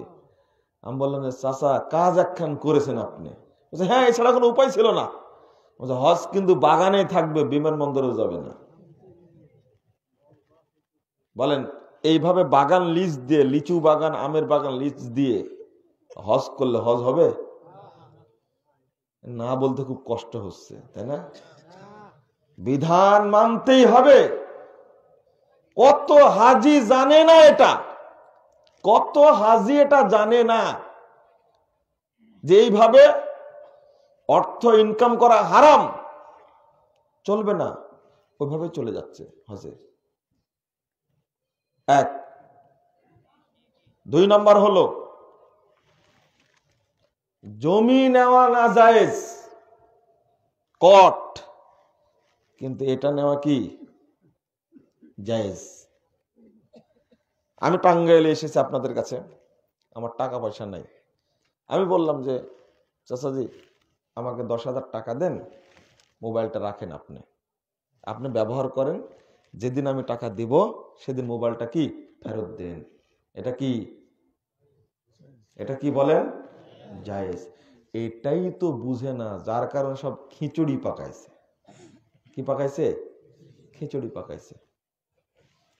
আবার গরু ছাগলের ক্ষেত্রে ওটা কিন্তু ঠিক আছে, আলহামদুলিল্লাহ, এখন পর্যন্ত ঠিক আছে। ভবিষ্যতে যে কি হবে আল্লাহ জানে। ওই যে ভাগাভাগি করে নেন না আপনারা, কি ভাগাভাগি করেন? ছাগল ভাগ করে নেন না আপনারা, দাম ধরায় দেন। 30,000 টাকা দিলেন, দাম হয়ে গেল 90,000 টাকা, আপনার 30,000 টাকা থাকলো, বাকি কয় হাজার টাকা হলো? 60,000 টাকা দুইজনের মধ্যে কি হবে? ভাগ হবে। ঠিক আছে। গরু পালতে দিয়েছেন, বাচ্চা আপনার একটা আর যাকে পালতে দিয়েছেন তার একটা, এটা কি ঠিক আছে? সমস্যা নাই। আচ্ছা শরীয়ত কি আমার বাপের যেটাকে ইচ্ছা সেটা নাজায়েজ বলবো, যেটা জায়েজ বলবো? আলহামদুলিল্লাহ চালু আছে, আলহামদুলিল্লাহ। কিন্তু দেখেন আজকে সবাই হারামের পথে আগাচ্ছে। অধিকাংশ মানুষ যারা শহর এলাকায় থাকে তারা কিন্তু গ্রাম এলাকায় কি করেছে, আপনার ওই যে লিজ জমি নিয়েছে, কট, টাকা বেশি তো জমি কট নিয়েছে, হালাল পথে আগাচ্ছে না। মোটরসাইকেল কিনেছেন, গাড়ি কিনেছেন, আপনার ওই গাড়িটাও কি হালাল? আপনার ইবাদত হবে কি করে? মানে ব্যাংক থেকে গাড়িটা কিনে দিল আপনাকে, শুনেন এটাও একটু বুঝার চেষ্টা করেন। বুঝার লোক নাই, কাকে বুঝাবো? মানে আপনি যদি সরাসরি মোটরসাইকেলের দোকান থেকে আপনি নিজে কিনেন, আমি দোকানদার, আপনি কাস্টমার, দুইজনের মধ্যে পালসার গাড়ি কিনবেন, 2,20,000 টাকা দাম। আমি বললাম যদি আপনি নগদ নেন তা 2 লাখ টাকা, আর যদি বাকি নেন তাহলে 2,20,000 দিতে হবে, আপনি কিস্তিতেই দিবেন, সমস্যা নাই। এটা কি জায়েজ? এটা কি জায়েজ? কিন্তু ইসলামী ব্যাংক ঢুকে গেছে এর মধ্যে, আল আরাফা ব্যাংক ঢুকে গেছে, তারপরে ইউসুফ ব্যাংক ঢুকে গেছে, কোন ব্যাংক ঢুকে গেছে, মানে মধ্যস্বত্বভোগী যাকে বলে আর কি। ও টাকাটা দিচ্ছে কাকে? দোকানদারকে দিচ্ছে, অর্থাৎ আমি দোকানদার, আমাকে দিচ্ছে টাকাটা, আর সে লোকটা কিনে দিচ্ছে। সে যখন কিনে দিচ্ছে, এই ব্যবসাটাই বাংলাদেশে এখন চলছে, সে যখন কিনে দিচ্ছে তখন এইটা কিন্তু 2 লাখ টাকা দিয়ে কিনে দিচ্ছে, বাট এই 20,000 টাকা ভোগ করবে কে? ব্যাংক ভোগ করবে। কৃষক ঠিকই দিচ্ছে 2,20,000, আমি পাচ্ছি না, আমি 2 লাখই পাচ্ছি, মাঝখান থেকে ভোগ করছে কে? এটা হারাম, এটা হারাম, এটা হারাম। এই মধ্যস্বত্বভোগী হারাম। আজকে বুঝায় বললাম, যারা গাড়ি কিনছেন, বাড়ি কিনছেন, ব্যাংকের সাথে চুক্তি করে এইভাবে, এটা ছোট্ট একটা পার্থক্যের কারণে, এইটা যদি হয় দোকানদার আর কাস্টমার, দোকানদার আর খরিদ্দার যদি হয় নগদে এক দাম বাকিতে এক দাম, তাহলে কি জায়েজ? যদি এখানে ঢুকে আপনিও যদি ঢুকেন যে আমি তো কিনে দিচ্ছি তাকে, কিন্তু ভোগটা করলো কে? সুদ ডাইরেক্ট খায় না, ঘুরায় খাচ্ছে, তাই না? কত প্রকার যে চতুরতা, টাকা ছাড়াই ব্যবসা করছে। এখন বেরোচ্ছে বিটকয়েন, বিটকয়েনের ব্যবসা করছে না? আপনারা তো এখন গ্রাম পর্যন্ত পৌঁছেনি। যারা বড় বড় কোটি কোটি টাকার মালিক তারা এই হারাম ব্যবসার মধ্যে জড়িয়ে গেছে। আমার উপরে রাগ করে মানুষ যে আপনি এইগুলো বিষয় নিয়ে কথা বলেন কেন? ওয়াজ করুন ওয়াজের মতো, মানুষ একটু কাঁদবে, একটু হাসবে, তো জবাই করবো, তুই আসি বসে দেখ। আমাদের আলোচনা মানুষ শুনে না। একজন এসে কানে কানে বলে যাচ্ছে যে ভাই এই রাজনৈতিক কোনো আলোচনা করেন না, মেজাজটা খারাপ হয় না? আমরা কোনোদিন রাজনৈতিক আলোচনা করি? আরে যে পরামর্শ দিল ওই কই, তাকে কেন বসে থাকতে হবে? তুই পরামর্শ দিয়ে পালায় চলে যাবে কেন? বলি কি শোনো আগে, ধাপ তুলতে পারো না সেটা দেখো আগে। হ্যাঁ, একদিন বক্তব্য দিচ্ছিলাম, প্রোগ্রাম বন্ধ করে দিল, দেওয়ার পরে আবার প্রোগ্রামটা চালু করলো। ওসি সাহেব উপস্থিত থাকলেন, বক্তব্য দিলাম মাদকতার বিরুদ্ধে, হারামের বিরুদ্ধে। যাওয়ার পথে বলছে যে এক পা সামনে গেলে দুই পা পিছনে আগাচ্ছে। কেন? সমস্যাটা কি আপনার? তো যা শুনলাম আমাদের কি হবে সেটাই চিন্তা করছি। আপনি বসেছিলেন, শুনলেন, আপনাকে ধন্যবাদ দিলাম। পরবর্তী চেঞ্জ হবে কিনা জানি না। অনুশোচনায় হোক, ভদ্রতাই হোক, সম্মানে হোক, মর্যাদাই হোক, ঢাকায় পৌঁছা পর্যন্ত আমার খোঁজ নিয়েছেন যে আমি ঠিক মতো ঢাকায় পৌঁছেছি কিনা। পরে বললাম এই প্রোগ্রামটা আপনি বন্ধ করেছিলেন, আর আজকে উল্টা আপনি খোঁজ নিচ্ছেন। আমরা বক্তব্যে যা বলি সেটা হলো মানুষের অন্তর সংস্কার, পরিবার সংস্কার, ব্যক্তি সংস্কার। চেষ্টা করি মানুষের মধ্যে থেকে যেন কোন রকমের ত্রুটি ধোঁকাবার জন্য মানুষ না হয়। উদ্দেশ্য থাকে এইটা। এটা সূক্ষ্ম যে কথাটা বললাম, আপনাকে হুজুর যত বড় কড়া ফতোয়া দিক না কেন, আপনি স্পষ্ট জেনে মধ্য সত্যভোগী কেউ যদি ঢোকে তাহলে এটা কি হয়ে যাবে? হারাম হয়ে যাবে। এখন এইটাই বাজারে চলছে, এটাই বাজারে কি চলছে বুঝেই না। ফ্ল্যাট কিনে ফেলেছে, বিশাল ফ্ল্যাট কিনেছে ব্যাংকের মাধ্যমে। আর বেটা যতদিন বেঁচে থাকবি সুদের টাকা তৈরি করা ফ্ল্যাট, কোনদিন ইবাদত কবুল হবে না। আল্লাহ রাসূল সাল্লাল্লাহু আলাইহি ওয়াসাল্লাম বলছেন, 205 পৃষ্ঠা খুলুন সহিহ মুসলিম প্রথম খণ্ডের, ইন্নাল্লাহা তাইয়্যিব লা ইয়াকবালু ইল্লা তাইয়্যিবা, নিশ্চয় আল্লাহ পবিত্র, তিনি পবিত্র বস্তু ছাড়া কবুল করেন না। ইন্নাল্লাহা তাইয়্যিব, নিশ্চয় আল্লাহ পবিত্র, লা ইয়াকবালু ইল্লা তাইয়্যিবা, পবিত্র বস্তু ছাড়া কবুল করেন না।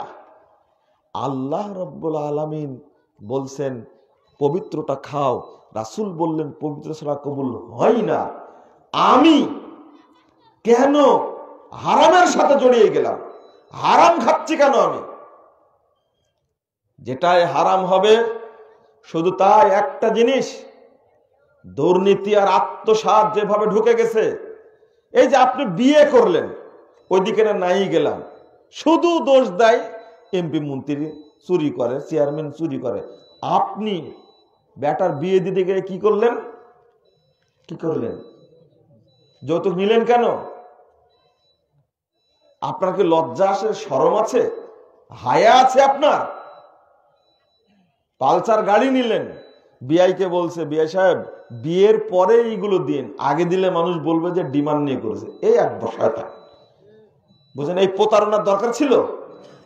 এটা করেন কেন? এটাও তো হারাম।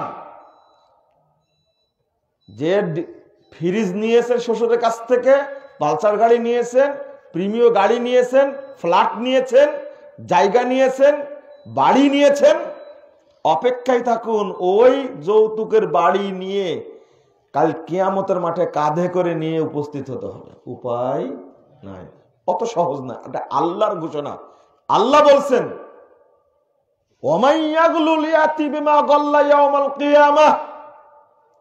সূরা আল ইমরান 161 নম্বর আয়াত খুলুন। যে ব্যক্তি যা আত্মসাৎ করবে সেটা নিয়ে কিয়ামতের মাঠে হাজির হবে। কথা কি ক্লিয়ার? বুঝছেন কি? অনুবাদটা করি, আপনারা আরবি বুঝেন। 161 নম্বর আয়াত, ওমাইয়াগুলুল, যে ব্যক্তি আত্মসাৎ করবে, দুর্নীতি করবে, অবৈধ পথে টাকা ইনকাম করবে, ইয়াতি বিমা গাল্লা ইয়াউমাল কিয়ামা, যা আত্মসাৎ করেছে সেটা নিয়ে কিয়ামতের মাঠে হাজির হবে। এটা কার কথা? আল্লাহর কথা। এই মোবাইলটাও যদি আপনি চুরি করেন, এটাও কাল কিয়ামতের মাঠে এটাও পাওয়া যাবে, এটাও পাওয়া যাবে। ছোট্ট একটা ফিতা যদি চুরি করেন তাও পাওয়া যাবে। আপনাকে নিয়ে যেতেই হবে। ফ্রিজ ভদ্রতার মতো করে ফেরত দেন। 55 বছরের এক বুড়া আমার কাছে এসেছে, বক্তব্য যা দিলেন তো বাড়িতে তো যেতে পারছে না। কেন? বলছে ওই সময় বিয়ে, সব দাড়ি সাদা হয়ে গেছে। ওই সময়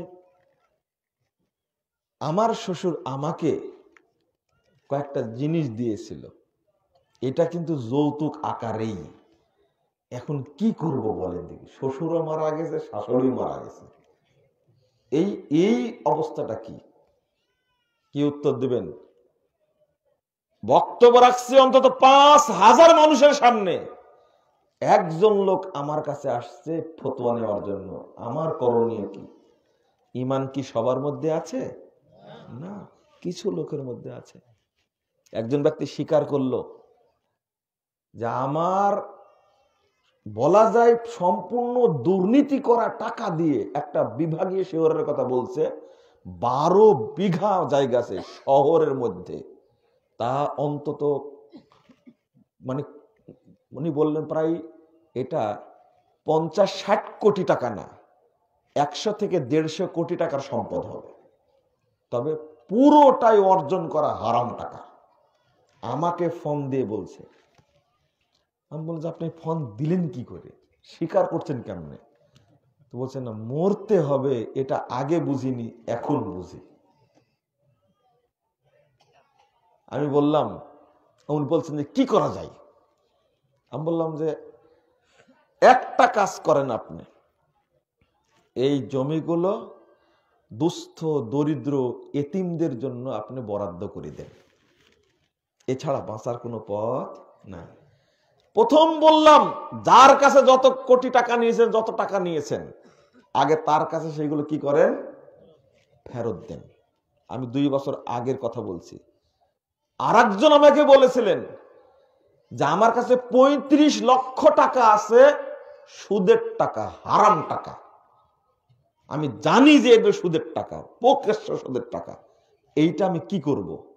সেম বলেছি, এইটা মসজিদে দেওয়া যাবে না, হারাম টাকা। এটা আপনি দুস্থ গরিব মানুষ তাদের বাড়ি ঘর করে দেন, একান্তই যারা এতিম বিধবা চলতে পারে না তাদের মধ্যে আপনি দিয়ে দেন। তবে আত্মীয় স্বজনকে দেওয়ার চেষ্টা করবেন না, আর নেকির আশা করবেন না। একটু নেকি থাকতে পারে, একটু। কোন দিক থেকে নেকিটা থাকবে? ওই 35 লক্ষ টাকা যে কনসাল্ট করার জন্য যদি দেয় তাহলে কি হবে? পাপ হবে। আর ও দিচ্ছে কি করার জন্য? জনকল্যাণে। টাকার কারণে নেকি হবে না, হয়তো জনকল্যাণে দিচ্ছে, হয়তো আল্লাহ সেই কারণে নেকি দিতেও পারে। তবে এটা আল্লাহ ভালো জানে, আমরা বলতে পারবো না, কারণ টাকাটাই কিসের? হারাম। টাকাটাই কি? তওবা করছেন, মোনাজাত ধরে কেঁদে কেঁদে তওবা করছেন। সুদের উপরে বসে, সুদের নৌকায় বসে আপনি তওবা করছেন। তওবা করার শর্ত জানেন? আগে সুদের টাকা বের করুন, আগে পরিষ্কার করুন। শরীরে অপবিত্রতা লেগে আছে, ওযু করলে ওযু হবে? প্রথম শর্ত কি? ফরজ গোসল করেন না? ফরজ গোসলের শর্ত কি? আগে নাপাকি পরিষ্কার করতে হবে, তারপরে ওযু করতে হবে, তারপরে গোসল করতে হবে। ও সুদের উপরে বসে থেকে আপনি হাউমাউ করে কাঁদছেন, আল্লাহকে পাগল পেয়েছেন আপনি। নাউজুবিল্লাহ, আস্তাগফিরুল্লাহ। এই সুদখোরদের আসলে অদ্ভুত বাজিকর এরা। ওদের আত্মা পচে গেছে, ওর স্ত্রীর আত্মা পচে গেছে, ওর ছেলের আত্মা পচে গেছে, ওর পরম্পরায় যত আসবে সবগুলো আত্মা পচে যাবে। দুর্নীতি করে অর্থ কামাই করেছে। প্রশাসন বিভাগ হলো সবচেয়ে বড় দুর্নীতি বিভাগ। বাংলাদেশে এমন কোন সেক্টর না যেখানে দুর্নীতি হয় না। প্রধানমন্ত্রী একা কি করবে? বাপ পারেনি, কিছুক্ষণ আগে বলে আসলাম, বাপই পারেনি। একটা বক্তব্য এখন আমার কাছে অনেকেই পাঠায় যে এর বিষয়ে বলবেন একটু। শেখ সাহেব যেভাবে দুর্নীতি সম্পর্কে বলে গেছেন, ওই বক্তব্যটা যদি বাজানো হতো স্বাধীনতা দিবসে, আমি যে এত খুশি হতাম। অন্তত কিছু চোর চুট্টা যারা আছে, যারা চুরি করে, বাংলাদেশের দরিদ্র মানুষ, এমনিতেই বলে গেছেন তিনি যে সবাই পেয়েছে স্বর্ণের খনি, আমি পেয়েছি চোরের খনি। আস্তাগফিরুল্লাহ, নাউযুবিল্লাহ। সেই যুগের কথা বলছি আমি, সেই 71, 72, 73 সালের কথা বলছি। সেই সময় আমাদের জন্মই হয়নি, সেই সময় বলছেন কেবল একটা দেশ স্বাধীন হয়েছে, তখন বলছেন যে 7 কোটি মানুষের 8 কোটি কম্বল আমারটা কই। আজীব, চোরের দেশ। প্রধানমন্ত্রী একা হয় কি করবেন? উনি নিজেই বলছেন বক্তব্যে, আমার সামনে চোর, পিছনে চোর, চারিদিকে চোর, চুপটাই ভর্তি।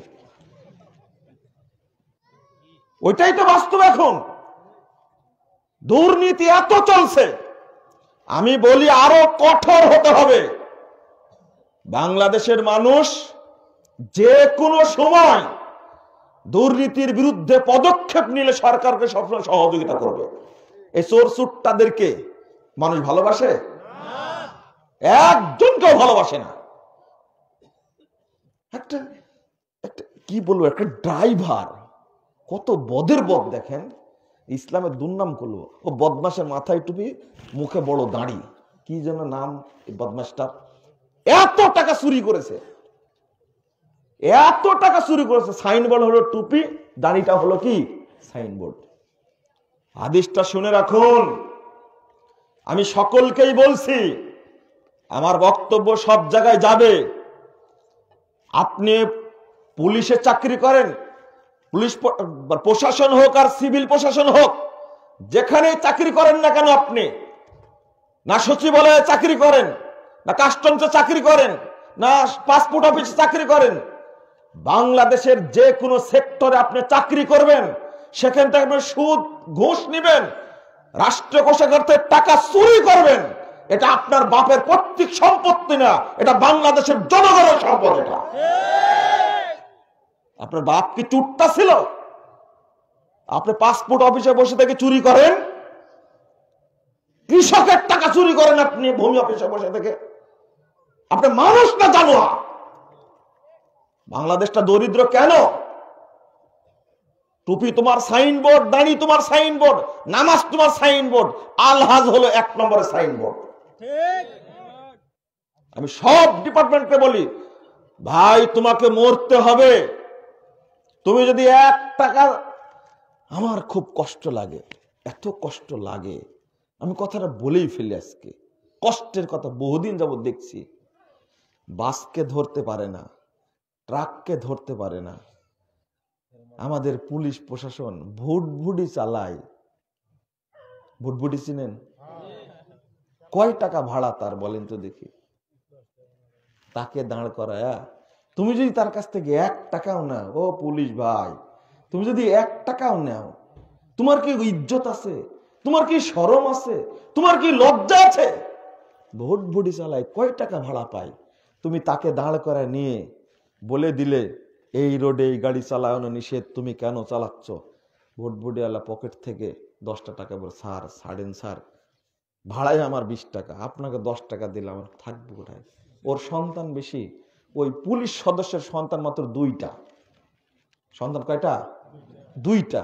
আর ওই ভুটভুটি চালায়, ও তো পরিবার পরিকল্পনা বুঝেই না, ওষুধপাতি খেয়ে যে বন্ধ করতে হবে তো বুঝেই না। বছরে বছরে বাচ্চা হয়। ওর বাড়ি গিয়ে দেখেন বাচ্চা 4-5টা। এই কাল কিয়ামতের মাঠে আল্লাহর কাছে দাঁড়াবে মুখ উজ্জ্বল হয়ে। কিন্তু যারা পরিকল্পিত ভাবে এই সন্তান হত্যা করছে, কালকে কেউ জাহান্নাম থেকে পার পাবে না। ওর সন্তান বেশি, ওর ভাড়া কম। রিকশাওয়ালা এদিক দিয়ে ঢুকেছে, রিকশাওয়ালাকে বন্ধ করে দিলেন আপনি। রিকশাওয়ালাও দেশের মানুষ, ও দরিদ্র, তাকে আপনি মাফ করেন, বলেন। আর যারা বড় বড় ডাগা ডাগা দুর্নীতিবাজ, তাদেরকে ধরতে পারছে না, তারা ধরাছোঁয়ার বাহিরে। তারা চলছে প্রাজেরো গাড়ি নিয়ে, তারা চলছে ল্যান্ড ক্রুজার গাড়ি নিয়ে চলছে, তাদেরকে ধরবে কি করে? ধরছে। আমার এত কষ্ট লাগে, আফসোস লাগে যে এইটা মানে কি, ওটা আবার বললাম নসিমন নাম রাখছে, কি নসিমন, এইটা চালায় কয় টাকা পায়? এর কাছ থেকে 2 টাকা যদি নেয়, একটা পিকআপ চালায়, ছোট গাড়ি কি বলে, পিক আপ বলে না, দাঁড় করা রেখে দিছে, রাস্তায় দাঁড় করা রেখে দিছে, ওর কাছ থেকে টাকা নেবে। তাই বড় বড় গাড়ি চলে তাদের কাছে টাকা নিলে হয় না? নিবেনই কেন আপনি? নিবেন কেন আপনি? প্রয়োজনে চাকরি ছেড়ে দেন, অন্য চাকরি করেন আপনি। রাগ করছেন আপনারা? বাস্তবতা এটা। আর এনাদের কি করব? সারা রাত ডিউটি করার পরে হয়তো বা 100 টাকা পায়, ভাগে কত টাকা পায়? 100 টাকা পায়। আর 1 ঘন্টা ডিউটি করে বিভিন্ন অফিসে ও কোটি কোটি টাকা পাচ্ছে। একজন ব্যক্তি আমাকে বলছেন যে ভাই চাকরি করব কোথায়? বলছে চাকরি করব কোথায়? আমি মাদ্রাসা মসজিদে যে টাকাগুলো দেই, এই টাকাগুলো আমার না, কিন্তু এগুলো সব হারাম টাকা। আমি মসজিদে যান না, না মসজিদে না, এই যে এতিমখানা মাদ্রাসায় মানুষ নিতে আসে ওদেরকে দিই। কিসের টাকা?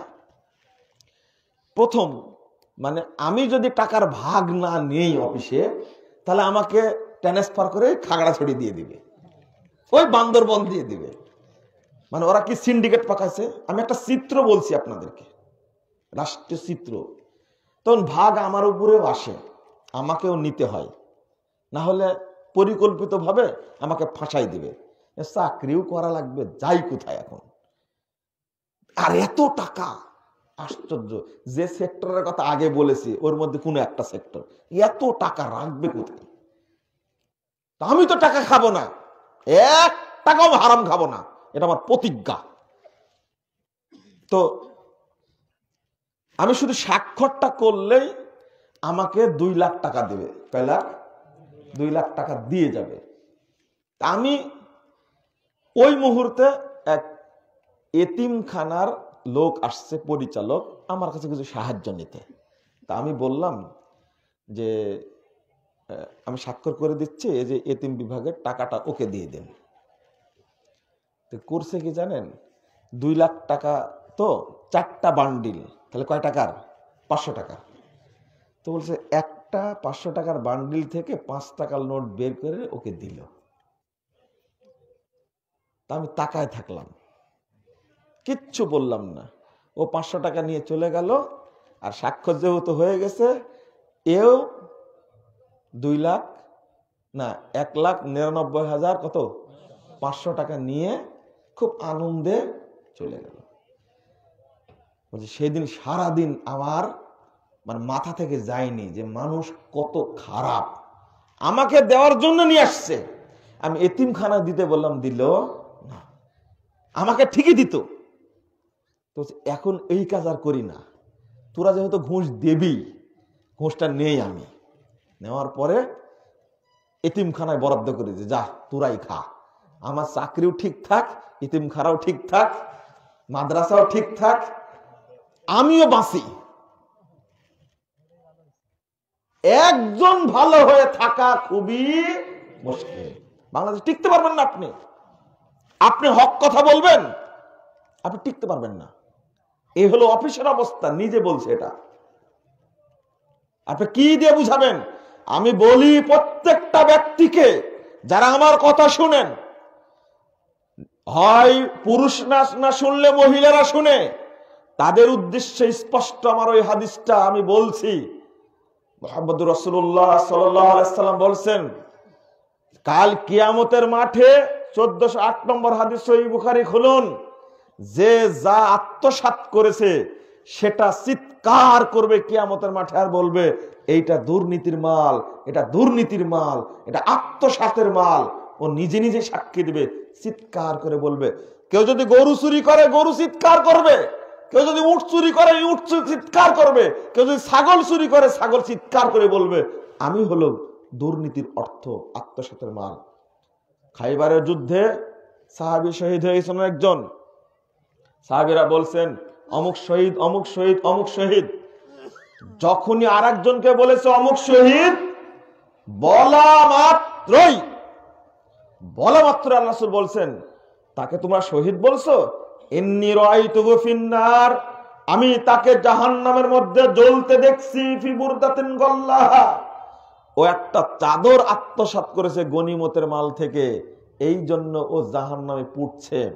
আল্লাহ রাসূল বলছেন ওয়াল্লাযী নাফসি বিয়াদিহি, ওই সত্তার কসম করে বলছি যার হাতে আমার প্রাণ রয়েছে, ইন্না হাযিহি শামলা লাতালতাহিবু আলাইহি নার, বলছেন যে এই ছোট্ট চাদরটি তাকে জাহান্নামে পুড়ায়া পুড়ায়া অঙ্গার বানিয়ে দিচ্ছে।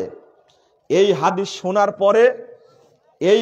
শোনার পরে সাহাবীরা একটা সুতা বা একটা ফিতা নিয়ে এসে জমা দিচ্ছেন আল্লাহ রাসূলের কাছে।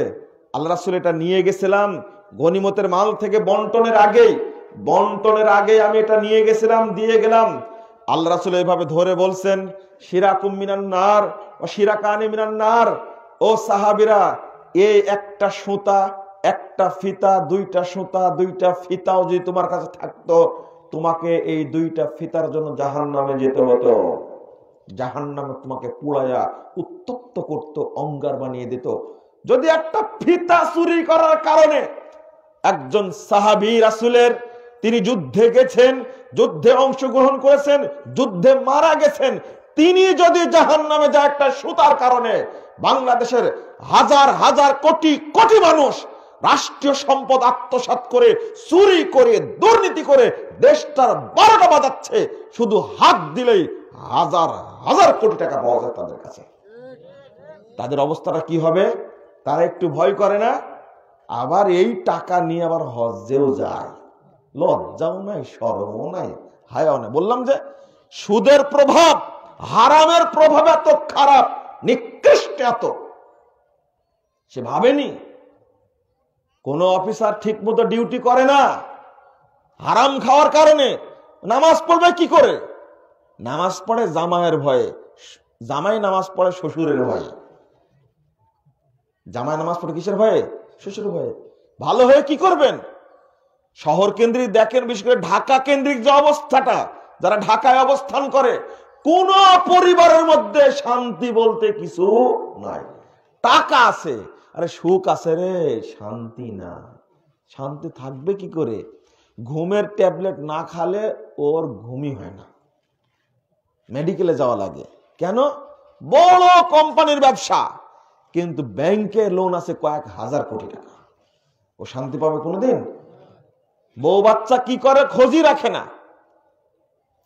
এক ছেলে আর এক মেয়েকে নিয়ে ঘুরে, আর এক ছেলে আর এক মেয়েকে নিয়ে ঘুরে। অবস্থা কি? এইরকম পরিবারটা অশান্তি, বিয়ে হয় না। মানে বয়স হয়ে যাচ্ছে 40 বছর, 50 বছর, 48 বছর, 45 বছর, মেয়ের বিয়ে হয়ে যাচ্ছে, বিয়েই হয় না। মেয়ে নাকি বিয়ে করতেও চায় না। কি চমৎকার ব্যাপার! কেন বিয়ে করবে? এখন যে সংস্কৃতি, এক কুলাঙ্গার নিজে সাক্ষাৎকার দিচ্ছে, আমার এই 31 বছর বয়সে 53টি মেয়ের সাথে আমার দৈহিক সম্পর্ক হয়েছে। কেন এটা নষ্ট হয়েছে বলেন তো? ওর বাপ আছে না? ওর মা আছে না? কেন নষ্ট হয়েছে? নষ্ট হওয়ার পিছনে কারণ, অফিস থেকে হারাম টাকা উপার্জন করেছে, আর ওই হারাম টাকা ঢালছে তার সন্তানের উপরে, সন্তানও নষ্ট হয়ে গেছে। খেয়াল করেছেন আপনারা? ওই সন্তানের মাধ্যমে কোনোদিন ভালো কিছু আশা করা যায় না। মা হতে হবে হাজেরা, বাপ হতে হবে ইব্রাহিম, তবেই তাদের পেট থেকে বের হবে ইসমাইল। যতক্ষণ পর্যন্ত মা ভালো না হবে, ওই যে যৌতুর কথা বলছিলাম, চুট্টা মার্কা বাপ, বিসিএস ক্যাডার ছেলে, আর যে মেয়েটাকে ধরে নিয়ে আসছে, বিয়ে দিয়ে নিয়ে আসছে, এ হলো ঢাকা বিশ্ববিদ্যালয়ে পড়া, রাজশাহী বিশ্ববিদ্যালয়ে ইংরেজিতে পড়া এমন একটা খান্নাস, যে মানে কি বুরকা তো দূরের কথা, জীবনে উড়লোটাও পরেনি, হাফ প্যান্ট পরে আজীবন ঘুরে বেড়াচ্ছে। পহেলা বৈশাখে কোথায় যে থাকছে তার ঠিক নাই। ওর কতবার যে কত ছেলের সাথে সম্পর্ক হয়ে তার ঠিক নাই। আর শ্বশুর বাপজি খুব অহংকার করে বলছে, মুড়ে বসে চাষটেলে বলছে, বৌমা একখান পেয়েছি, ঢাকা ইউনিভার্সিটিতে আইনে মাস্টার্স করা। এটা বৌমা না, এটা হলো করোনা ভাইরাস, এটা করোনা আপা, এটা করোনা ভাইরাস। এটা বৌমা কি করে হলো? আপনার পরিবারকে ধ্বংস করবে, আপনার আত্মীয়দেরকে ধ্বংস করবে, ওই ভাইরাস নষ্ট করে দিবে। যে জীবনে বুরকা পরেনি, ফতুয়া পরে ঘুরে বেড়াইছে, হাফ প্যান্ট পরে ঘুরে বেড়াইছে, তাকে নিয়ে আপনি গর্ব করছেন? কারণটা হলো একটাই, ছেলেটা বিসিএস ক্যাডার, মেয়ের বাপ তাকে ডোনেশন দিয়েছে কত না 50 লাখ হবে, বা একটা ফ্ল্যাট দিয়েছে আর একটা প্রিমিয়াম গাড়ি দিয়েছে। ফ্ল্যাটের দাম হলো 1.5 কোটি টাকা আর প্রিমিয়াম গাড়ির দাম হলো 36 লাখ টাকা। সব মিলে কত হচ্ছে এবার হিসাব করেন আপনারা। এখন এই চুল কাটা, হ্যাঁ, সামনের চুল পিছনের চুল কাটা, হ্যাঁ, এই মহিলা এই বিশেষ ক্যাডার ভদ্র ছেলেটার কথা শুনবে? ও কোনো দিনই না, শুনবেই না, কোনো দিন শুনবে না। একদিন বাড়িতে এসে দেখছে যে বউ নাই, ফোন দিস, তুমি কোথায়? আচ্ছা আমি একটু টাঙ্গাইল শহরে আসছি। তুমি শহরে আসছো আমাকে জানাবো না? তো জানাবো মানে আমি কি তোমার গোলাম নাকি? থামো, বাড়ি আগে আসি। বাড়িতে আসার পরে তুমি আমাকে কি বললে, তোমার অনুমতি নিয়ে আমাকে টাঙ্গাইল শহরে যেতে হবে? টাঙ্গাইল শহরে যাবে আমাকে জানাবে না তুমি? তো তুমি, আমি কি তোমার গোলাম? তুমি একটু বলতে শরম করো, লজ্জা করলো না? যে বাড়িতে আছো এই বাড়িটা আমার বাপের দেওয়া, যে গাড়িতে চলো এই গাড়িও আমার বাপের দেওয়া, যে খাটে তুমি ঘুমাও খাটটা আমার মা দিয়েছে, ফ্রিজটা আমার খালা দিয়েছে। এরপরে বলো, এখন বিশেষ ক্যাডার ছেলে বলে আল্লাহ তুমি মরণ দাও। ওর মুনাজাত একটাই, আল্লাহ তুমি মরণ দাও। নেন, আবার খান্নাসকে বিয়ে করেছেন, ও আছে জাহান্নামে, মরলেও যাবে কোথায়? জাহান্নামে। আমাকে বলছে দোয়া করার কোনো বুদ্ধি পায় না, মরিও না তো, তবে একটা দোয়া করে, আল্লাহ যা তাতে কোন এক সময় অ্যাক্সিডেন্ট করে তুমি আমাকে মেরে ফেলে দেও। এটা আত্মহত্যা না? এটা হলো আত্মহত্যা। এবার নেন, ভালো করে নেন, খান, প্রিমিয়াম গাড়ি খান। ওকে শান্তিতে আছে? নাম ফলায় বলছেন বৌমা একখান পেয়েছে, এটা বৌমা না, এটা কি ভাইরাস, এটা ভাইরাস। আস্তাগফিরুল্লাহ, নাউযুবিল্লাহ। বিড়িখোররা মনে করছে আমাদের তো কিছু বললই না। তওবা তওবা, আস্তাগফিরুল্লাহ। এই হারামখোররা প্রত্যেকটা পরিবারে 3 শ্রেণীর মানুষ আমার কাছে খুব খারাপ। নাম্বার 1 মিস্টার বেনামাজি, এ শয়তানের চেয়েও খারাপ, এত খারাপের খারাপ। এই বক্তব্য আজকে দেব না, শুধু এত তোমাদের বলে রাখলাম, নামাজ যদি না পড়ে থাকো তোমরা নামাজ ধরো, নামাজ পড়া আজ থেকে শুরু করো, না হলে এই কাফের হয়ে মারা যেও না। যদিও বেনামাজি 3 প্রকার, এই শেষ 2 প্রকার হলো কাফের। এক প্রকার হলো সালাতকে অস্বীকার করে, টিট করে, হ্যাঁ নামাজ পড়ে কি হবে, খামাখা সময় নষ্ট করিস কেন মসজিদে গিয়ে। এরা খাঁটি কাফের, কাঁচা নগদ টাটকা কাফের এরা। 2 যারা ইচ্ছায় সজ্ঞানে বুঝে জেনে সালাত পড়ে না, এরাও কাফের। এক ওয়াক্ত সালাত না পড়লেও কাফের, এই বদটা কাফের। আর এক শ্রেণীর খাটাস আছে, এতই বদের বদ, এদের সংখ্যায় বেশি। নামাজ 2 ওয়াক্তে 3 ওয়াক্ত পড়ে, বাকিটা পড়ে না। মা গালিগালাজ করে, বাপ গালিগালাজ, কিরে তুই আমার পেট থেকে শুয়োর হয়েছিস না কুকুর হয়েছিস, নামাজ পড়িস না তুই? এই গালি শুনে কয়েকদিন পড়ে, পড়ার পরে আর পড়ে না। কিন্তু অনুতপ্ত, নামাজ পড়া উচিত, পড়লে ভালো, কেন যে পড়তে পারি না। এ কাফের না, কিন্তু এই খাটাসটা হলো ফাসেক। কি এ? ফাসেক। আপনারা যদি এর মধ্যে থাকেন, হ্যাঁ, কেউ দয়া করে নামাজ পড়া শুরু করবেন। কথা বোঝা গেছে? জানাজার সময় দ্বন্দ্ব পাকায়েন না, জানাজার সময় দ্বন্দ্ব পাকায়েন না। 2 নম্বর আমার কাছে খারাপ, 2 নম্বর শ্রেণী এই বেহায়া মহিলা। বেহায়া মহিলা বুঝেন তো? যারা শিক্ষা সফরে যায়, আপনার মেয়েতে যায় শিক্ষা সফরে, যায় না? এই যে কি বলে, প্রিন্সিপাল ইব্রাহিম খাঁ কলেজ থেকে গেল, করটিয়া কলেজ থেকে গেল, আপনার মেয়ে তো গেছিল। ওই যে জাফলং গেল না, আপনি ভুলে গেছেন মনে হয়। ওই যে কুয়াকাটা গেল যে আপনার মেয়েটা, হ্যাঁ, অনার্সে পড়ে, যুবতী মেয়ে গেল, হাজি সাহেব বাড়িতে বসে মুনাজাত ধরেছে, এত চমৎকার, আল্লাহ তুমি আমার মেয়েটাকে সহি সালামতে ফেরত নিয়ে আসো। এ সহি সালামতে আসবে? ওর বন্ধুরা ঠিক থুবে ওকে। ও হাজি সাহেব, আপনি জানেন না, ও শিক্ষা সফরে যাওয়ার সময় যে পোশাক পরেছিল, ওই পোশাকে যদি একবার দেখতেন আপনি, আর জীবনে চোখে দেখতেন না আপনি। ওই যে পোশাক পরেছে জীবনেও দেখেন না আপনি। ওই পোশাকে আপনি দেখলে মানে আপনি মনে করবেন যে আল্লাহ এখনই মরি। ওকেই টাকা আপনি 20,000 দিয়েছেন, থাকবে তো কি 1 সপ্তাহ। হাজী সাহেবের বিশ্বাস অনেক বেশি, তো খুব বিশ্বাস, মেয়েটা আমার একবারে ফেরেশতা, আর তার বন্ধুরা হলো জিন, আর শিক্ষকরা হলো ভূত, পরস্পরের কোনো সংঘর্ষ লাগবে না, এই মেয়ে জীবনে ভালো হবে না। আপনি হাজি না, আসলেই পাঁজি। ঠিক বললেন কেন? আপনিও তো গায়ে হলুদের অনুষ্ঠান করেছেন, করেননি? গায়ে হলুদের অনুষ্ঠান আপনি করেননি? করেছেন, আপনিও করেছেন। আপনার বোনের গায়ে হলুদের অনুষ্ঠান হয়, আপনি ঠিক বললে আমি লজ্জা পাই। গায়ে হলুদের অনুষ্ঠান হবে কেন? যারা বিয়ে করেনি শুনো, তোমাদেরকে বলি, এই নষ্টামি করো না কখনো। গায়ে হলুদের অনুষ্ঠান বলতেই জঘন্যপনা। তোমার খালাতো বোন, মামাতো বোন, ফুফাতো বোন এসে তোমার গালে হলুদ মাখায়, ছি, নাউজুবিল্লাহ, ওর হাত অপবিত্র, তোমার গালও অপবিত্র, না হলে এটা কিভাবে হয়? তোমার খালাতো বোন, ফুফাতো বোন তোমার গার্লফ্রেন্ড আবার বলে, আস্তাগফিরুল্লাহ, ওই গল্প তো আলাদা। কে বলবে এটা? গোটা সমাজটা নষ্ট সমাজ হয়ে গেছে, একবারে নষ্ট। তোমার বাড়িতে গায়ে হলুদের অনুষ্ঠান হবে কেন? আমি বলি, 3 জায়গায় মেয়েদেরকে নিয়ে যাবেন না।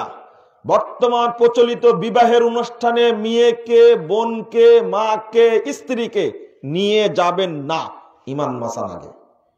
2, এই প্রচলিত শিক্ষা সফরে পাঠাবেন না মেয়েকে। আপনি শিক্ষা সফরে বের হন, আপনি নিজ ফ্যামিলি সহ আপনি ঘুরেন, কক্সবাজার আপনি 6 মাস থাকেন, কে বলেছে আপনাকে? কিন্তু নোংরা জায়গায় যাবেন না, যেখানে পর্দার ক্ষতি হবে, আপনার স্ত্রীর, আপনার মেয়ের, আপনার বোনের ক্ষতি হবে, সেখানে যাবেন না। আপনি ঘুরেন আপনি। কিন্তু 14 জন বন্ধু মিলে বউ ভাগাভাগি করে নিয়ে যে আপনি যাবেন, এই জাহিলিয়াত শুরু করেন কোত্থেকে? একজন বলছে, দাওয়াত দিচ্ছে, যে আমাকে জানাচ্ছে আমরা একটু যাচ্ছি শিক্ষা সফরে। কে কে? এসে আমরা যারা পার্টনার আছি 14-15 জন সব মিলে। তাই নাকি? বলছে না, ফ্যামিলি সহ, তো বাচ্চা কাচ্চা সহ যাচ্ছে।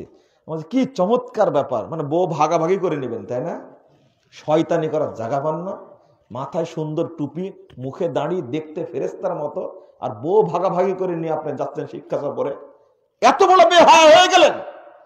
কে শিক্ষা দিয়েছে আপনাদেরকে? না, আপনি হলেন গায়ের মাহরাম, আপনার বউ আমার দেখা হলো হারাম। আপনি শিক্ষা সফর কাকে দেখাচ্ছেন? মরবেন না আপনি? মরার চিন্তা ভাবনা নাই? শিক্ষা সফরে যাবেন। আর প্রচলিত দিবস পালনের অনুষ্ঠান যত আছে, এই সমস্ত অনুষ্ঠান থেকে নিজেকে বিরত রাখবেন। এই 31st নাইট করে না, এই 2 দিন পরে আসতেছে, যে অবস্থাটা হবে। আর এই যে নোংরা 1 বৈশাখ, যেটা জাতিটাকে ধ্বংসই করে দিল, দেশটা এখন ধর্ষণের রাজ্য। কারণটা কি? আমাদের ওয়াজ করে, আপনারা একটু পর্দা সম্পর্কে বললেন। ও, আমটা ছিলে রেখে মাসিকে নসিহত করা, তাই না? তোমাদের কোনো দায়িত্ব নাই? হোটেলে অভিযান চালান, বক্তব্য দেওয়ার সময় তো বলাই যায়, ধর্মীয় অনুশাসন মেনে চলুন। কি সুন্দর বলি, দেখে কি চমৎকার কথা। ধর্মীয় অনুশাসন আমাদেরকে মেনে চলার কথা বলছেন, ধর্ম সম্পর্কে কথা বলবো, কিন্তু আপনারাও সাবধান হন। হোটেলে হোটেলে কেন পতিতালয়ের ব্যবসা চলছে, এটাকে বন্ধ করো। ঠিকই বন্ধ হবে। তা আপনারা চুপচাপ আঙ্গুল চুষবেন, আর হুজুরেরা পর্দার ওয়াজ করবে, তাই না? কি চমৎকার ব্যাপার। ধর্ষণ কি জন্য হচ্ছে? শুধু একজন বলেছে মহিলাদের পোশাকের ক্ষেত্রে সাবধানতা অবলম্বন করা উচিত, সব ঝোড়ার উপরে। আমার মহিলারা দুধে ধোয়া, তাই না? তোমাদেরকে আল্লাহ যেটা বলেছে তোমরা এটা করো না কেন? পুরুষদেরকে বলে তোমরা মানে চক্ষু অবনত রাখো, তোমরা দেখো না। পুরুষকেও বলেছে, নারীকেও বলেছে, কিন্তু নারীর ক্ষেত্রে যে কথাগুলো বলা হয়েছে, সেটা পুরুষরা হলো বাহিরের মানুষ, আর নারীরা হলো কি? ঘরের মানুষ। আল্লাহ বলেছেন সূরা আহজাব 33 নম্বর আয়াত, ওয়াকারনা ফি বুয়ুতিকুন্না ওয়ালা তাবাররাজনা তাবাররুজাল জাহিলিয়াতিল উলা। আচ্ছা, একটা পুরুষ মানুষের প্রতি যে আকর্ষণ, মহিলাদের প্রতি আকর্ষণ কি এক সমান? আল্লাহ তাদেরকে সৃষ্টি করেছে এইভাবে। 1173 নম্বর হাদিস, তিরমিজি খুলুন, আল্লাহ রাসূল বলছেন, আল মাররাতু আওরা, মহিলা হলো লজ্জার বস্তু, ঢেকে রাখার বস্তু। এইভাবে তাদেরকে মুড়িয়ে রাখতে হবে। ফাইদা খরাজাত ইস্তাশরাফা শয়তান, যখনই বের করা হয় মুড়ক থেকে, তখন শয়তান তাকে জেনা করার জন্য উদ্বুদ্ধ করে। তাহলে মহিলাদেরকে ঢেকে থাকতে হবে না? ও শুধু পুরুষদের দোষ? ধর্ষণ কেন হচ্ছে? বন্ধুরা আমার, কথা বলতে গিয়ে অনেক কথাই চলে আসে। আগে এক বাক্যে ভারতীয় নোংরা চ্যানেলগুলো বন্ধ করে দিন। দেখবেন, আমাকে এক জায়গায় দেখাইছিল, কি ইত্যাদি করে নাম কি, সংকেত। এই সংকেত বলছে যে পারিবারিক বিচ্ছেদটা ঘটছে বাহিরের চ্যানেলগুলির কারণে। এটা আমার কথা না। কেন বন্ধ করেন না? আগে এটা বন্ধ করেন। 2 নম্বর, ইউটিউব নিয়ন্ত্রণ করেন, ফেসবুক নিয়ন্ত্রণ করেন। অন্য দেশে করা হয়, আমাদের দেশে হবে না কেন? তাহলে ধর্ষণ কমে যাবে ইনশাআল্লাহ। আগে তো ইসলামের বিরুদ্ধে খুব বলেছেন, আজকে বলছেন কেন? তুমি গত বছরে বললে যে এটা হলো মহিলাদের স্বাধীনতা। ধর্ষণের সময় ছেলে যেমন তৃপ্তি অনুভব করে, মেয়েও তেমন তৃপ্তি অনুভব করে। তুমি কত বড় খান্নাস, কত খারাপ, তুমি এত জঘন্য হয়। আর আজকে তুমি বলছো, মানে ও মনে শিকার হয়েছে, আজকে তুমি বলছো যে ধর্ষককে স্পটে মেরে ফেলতে হবে। আর ইসলাম 1400 বছর আগে বলেছে এটা। তুমি আজকে ইসলামের বাণী স্বীকার করছো কেন? ঠেলার নাম বাবজি, তাই না? এখন ইসলামের কাছে আত্মসমর্পণ করছে কেন? ধর্ষণের মৃত্যুদণ্ড কার্যকর করার চেষ্টা চলছে, মৃত্যুদণ্ড দিয়েছে, এখন কার্যকর হয়নি, হয়তো হবে বাংলাদেশ ইনশাআল্লাহ। এখন ইসলামের কাছে আসলে কেন? এখন আসলে এখন ইসলামের কাছে আগে বন্ধ করো, পথ বন্ধ করো। আগে পহেলা বৈশাখের মতো এই নষ্ট দিবস, 14ই ফেব্রুয়ারির মতো বেশ্যা দিবস আর সুন্দরী প্রতিযোগিতা বাংলাদেশের নারী পুরুষকে ধর্ষণের থেকে উদ্বুদ্ধ করেছে। আগে ওইগুলো বন্ধ করুন, লাক্স প্রতিযোগিতা বন্ধ করুন। আর যত সিনেমা হলগুলো আছে, সব হলে যে নেকেট যে অবস্থা, এইগুলো বন্ধ করে দিন। ধর্ষণ ইনশাআল্লাহ এমনি বন্ধ করে। শাস্তি যারা করেছেন কার্যকর করুন। এতদিন সময় লাগবে কেন? মাত্র মনে 7 দিন একটা রায় দিয়েছে, মাত্র 7 দিনে। ওই বিচারককে ধন্যবাদ দিই আমি, 7 দিনে রায় দিয়েছে মৃত্যুদণ্ড। আর মাত্র 3 দিনের মধ্যে ওকে ঝুলায় দাও, ধর্ষককে ঝুলায় দাও। হ্যাঁ, প্রেম প্রীতির কারণেও এটা হয়। গার্লফ্রেন্ড আর বয়ফ্রেন্ড যখন বিচ্ছিন্ন হয়, তখন মামলা হয় ধর্ষণের। এটাও ঠিক। তোমরা আগে যেগুলো করেছো, 5 বছর গার্লফ্রেন্ড থাকছো, বয়ফ্রেন্ড থাকছো, থেকে নিজের যৌবন জীবন সব নষ্ট করেছো, এরপরে বলছো ধর্ষণের শিকার হয়েছে। সম্পর্ক ছিল 5 বছরের, শয়তানি করার জায়গা পাও না তুমি। আর বাপ ধর্ষণের মামলা দিল, বাপও বদমাস। কারণ ঢাকায় পাঠাচ্ছে টাঙ্গাইল থেকে মেয়েটাকে, নিজের মেয়েকে পাঠাচ্ছে চাচাতো ভাইয়ের সাথে, খালাতো ভাইয়ের সাথে। ওই বাপ খারাপ না ভালো বলেন তো দেখি? থাকতে থাকতে অনার্সের 3য় বর্ষে পড়ে একদিন দেখে যে নাই, ফোনে পাওয়া যায় না, কোথায় গেল কোথায় গেল, থানায় জিডি করে, ভাইও নাই বোনও নাই। বুঝতে পারেননি? খালাতো ভাই বোন তো নেই। 3 মাস পরে কক্সবাজারে ফোন দিয়েছে, আব্বু আমি তো ভাইয়ার সাথে বিয়ে করে নিয়েছি। তখন বাপ বলছে, তুই আমার মেয়েই না, তোকে বাড়িতে উঠতে দেব না, তোকে সম্পদ দেব না, তুই আমার ফোন দিস না, তুই মরে গেছিস, আর দেখতে পেলে তোকে জবাই করবো। ও তুমি এখন বাপ, আর আগে কি ছিলে? এখন বাপ। ছোট থেকে মানুষ করেছে এগুলো নোংরা পরিবেশে।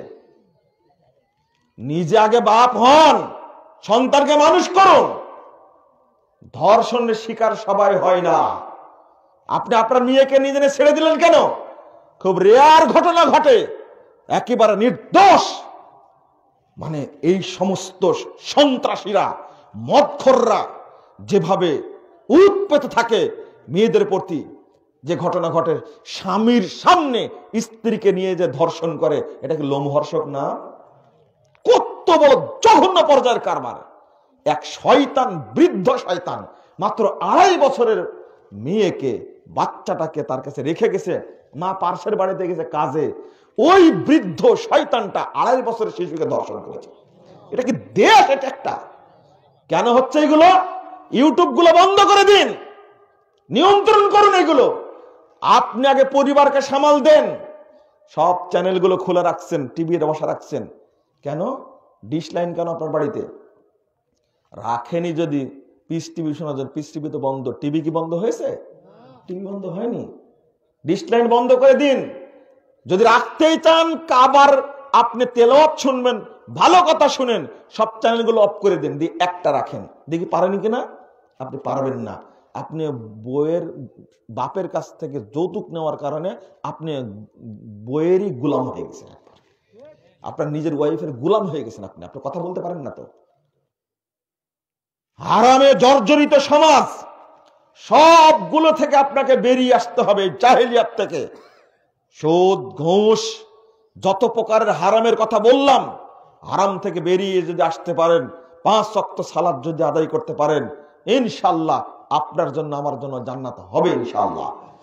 আল্লাহ রাসূল সাল্লাল্লাহু আলাইহি ওয়াসাল্লামকে নোমান বলছেন, 117 নম্বর হাদিস, আল্লাহ রাসূল, ইযা সাল্লাইতুল মাকতুবা, আমি যদি শুধু ফরজ সালাত আদায় করি, আর হালালতুল হালাল ওয়াল হারামতুল হারাম, হালালকে গ্রহণ করব, হারামকে বর্জন করব, ফরজ সালাত আদায় করব, আর হালালটা গ্রহণ করব, হারাম গ্রহণ করব না, তাহলে কি জান্নাতে যাব? আল্লাহ রাসূল সাল্লাল্লাহু আলাইহি ওয়াসাল্লাম বললেন, নাম, তোমার জন্য জান্নাতে রেডি। হারাম বর্জন করুন, আত্মতৃপ্তিতে ইবাদত করুন। আরো যতগুলো পথ আছে, ব্যবসায়ী পথ বলেন, সমস্ত পথে যত হারাম আছে, হারাম থেকে বিরত থাকুন। আমার আব্বা বলতেন, একটা নসিহত বাবা মনে রাখো, ছোটতে বলতেন, যেখানেই থাকো 5 ওয়াক্ত সালাত জামাতের সাথে পড়বা। 5 ওয়াক্ত সালাত মসজিদে গিয়ে জামাতের সাথে পড়বা। 1, 2 নম্বর, কোনোদিন হারাম খাবে না। তখন ছোট, হাদিসও বুঝিনি, এখন দেখছি কথাটা কোনো আলেমের কাছ থেকে হয়তো শুনেছেন, এই হাদিসের সাথে মিলে গেছে।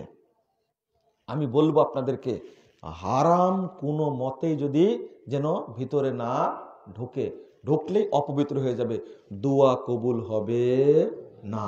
আগে তওবা করতে হবে, আল্লাহ আমি তওবা করলাম, যেগুলো হারাম টাকা মানুষ পাবে, মানুষের কাছ থেকে আমি নিয়েছি, ওইগুলো জোর করে নিয়েছি, জমি জায়গা নিয়েছি জোর করে, আত্মসাৎ করে, কত জমি যে আত্মসাৎ করে নিয়েছে মানুষ, এইগুলো ফেরত দিয়ে, আল্লাহকে বলেন, আল্লাহ মাপ চাই, তুমি আমাকে ক্ষমা করো। মাপ চাইলে আল্লাহ সব পাপই ক্ষমা করতে পারেন। আল্লাহ তুমি আমাদের উপর রহম করো, আল্লাহুম্মা আমিন। বন্ধুরা আমার, আমি প্রশ্নের উত্তর দিব না, মাফ করবেন। এই বইটা আপনারা সংগ্রহ করবেন সবাই। 1330টা প্রশ্নোত্তর আছে। মাসিক আল ইখলাস এই পত্রিকাটা আপনারা নিয়ে নেবেন অবশ্যই। আর বই মনে হয় নাই, নিয়ে আসা হয়নি। তো যাক, আমি এখন আপনাদের সাথে দোয়াটা পড়ে নিচ্ছি। আপনারা এরপরেও আজকে হাদিসটা মানলেন না, বলেই শুরু করেছিলাম। আচ্ছা, 1 মিনিট কি হয়েছে কথাগুলো বলা? ধৈর্য কুলাই না। আল্লাহ তুমি আমাদের উপর রহম করো, আমিন। সুবহানাকা আল্লাহুম্মা ওয়া বিহামদিকা আশহাদু আল্লা ইলাহা ইল্লা আনতা আস্তাগফিরুকা ওয়া আতুবু ইলাইকা। জান। আসসালামু আলাইকুম ওয়া রাহমাতুল্লাহ।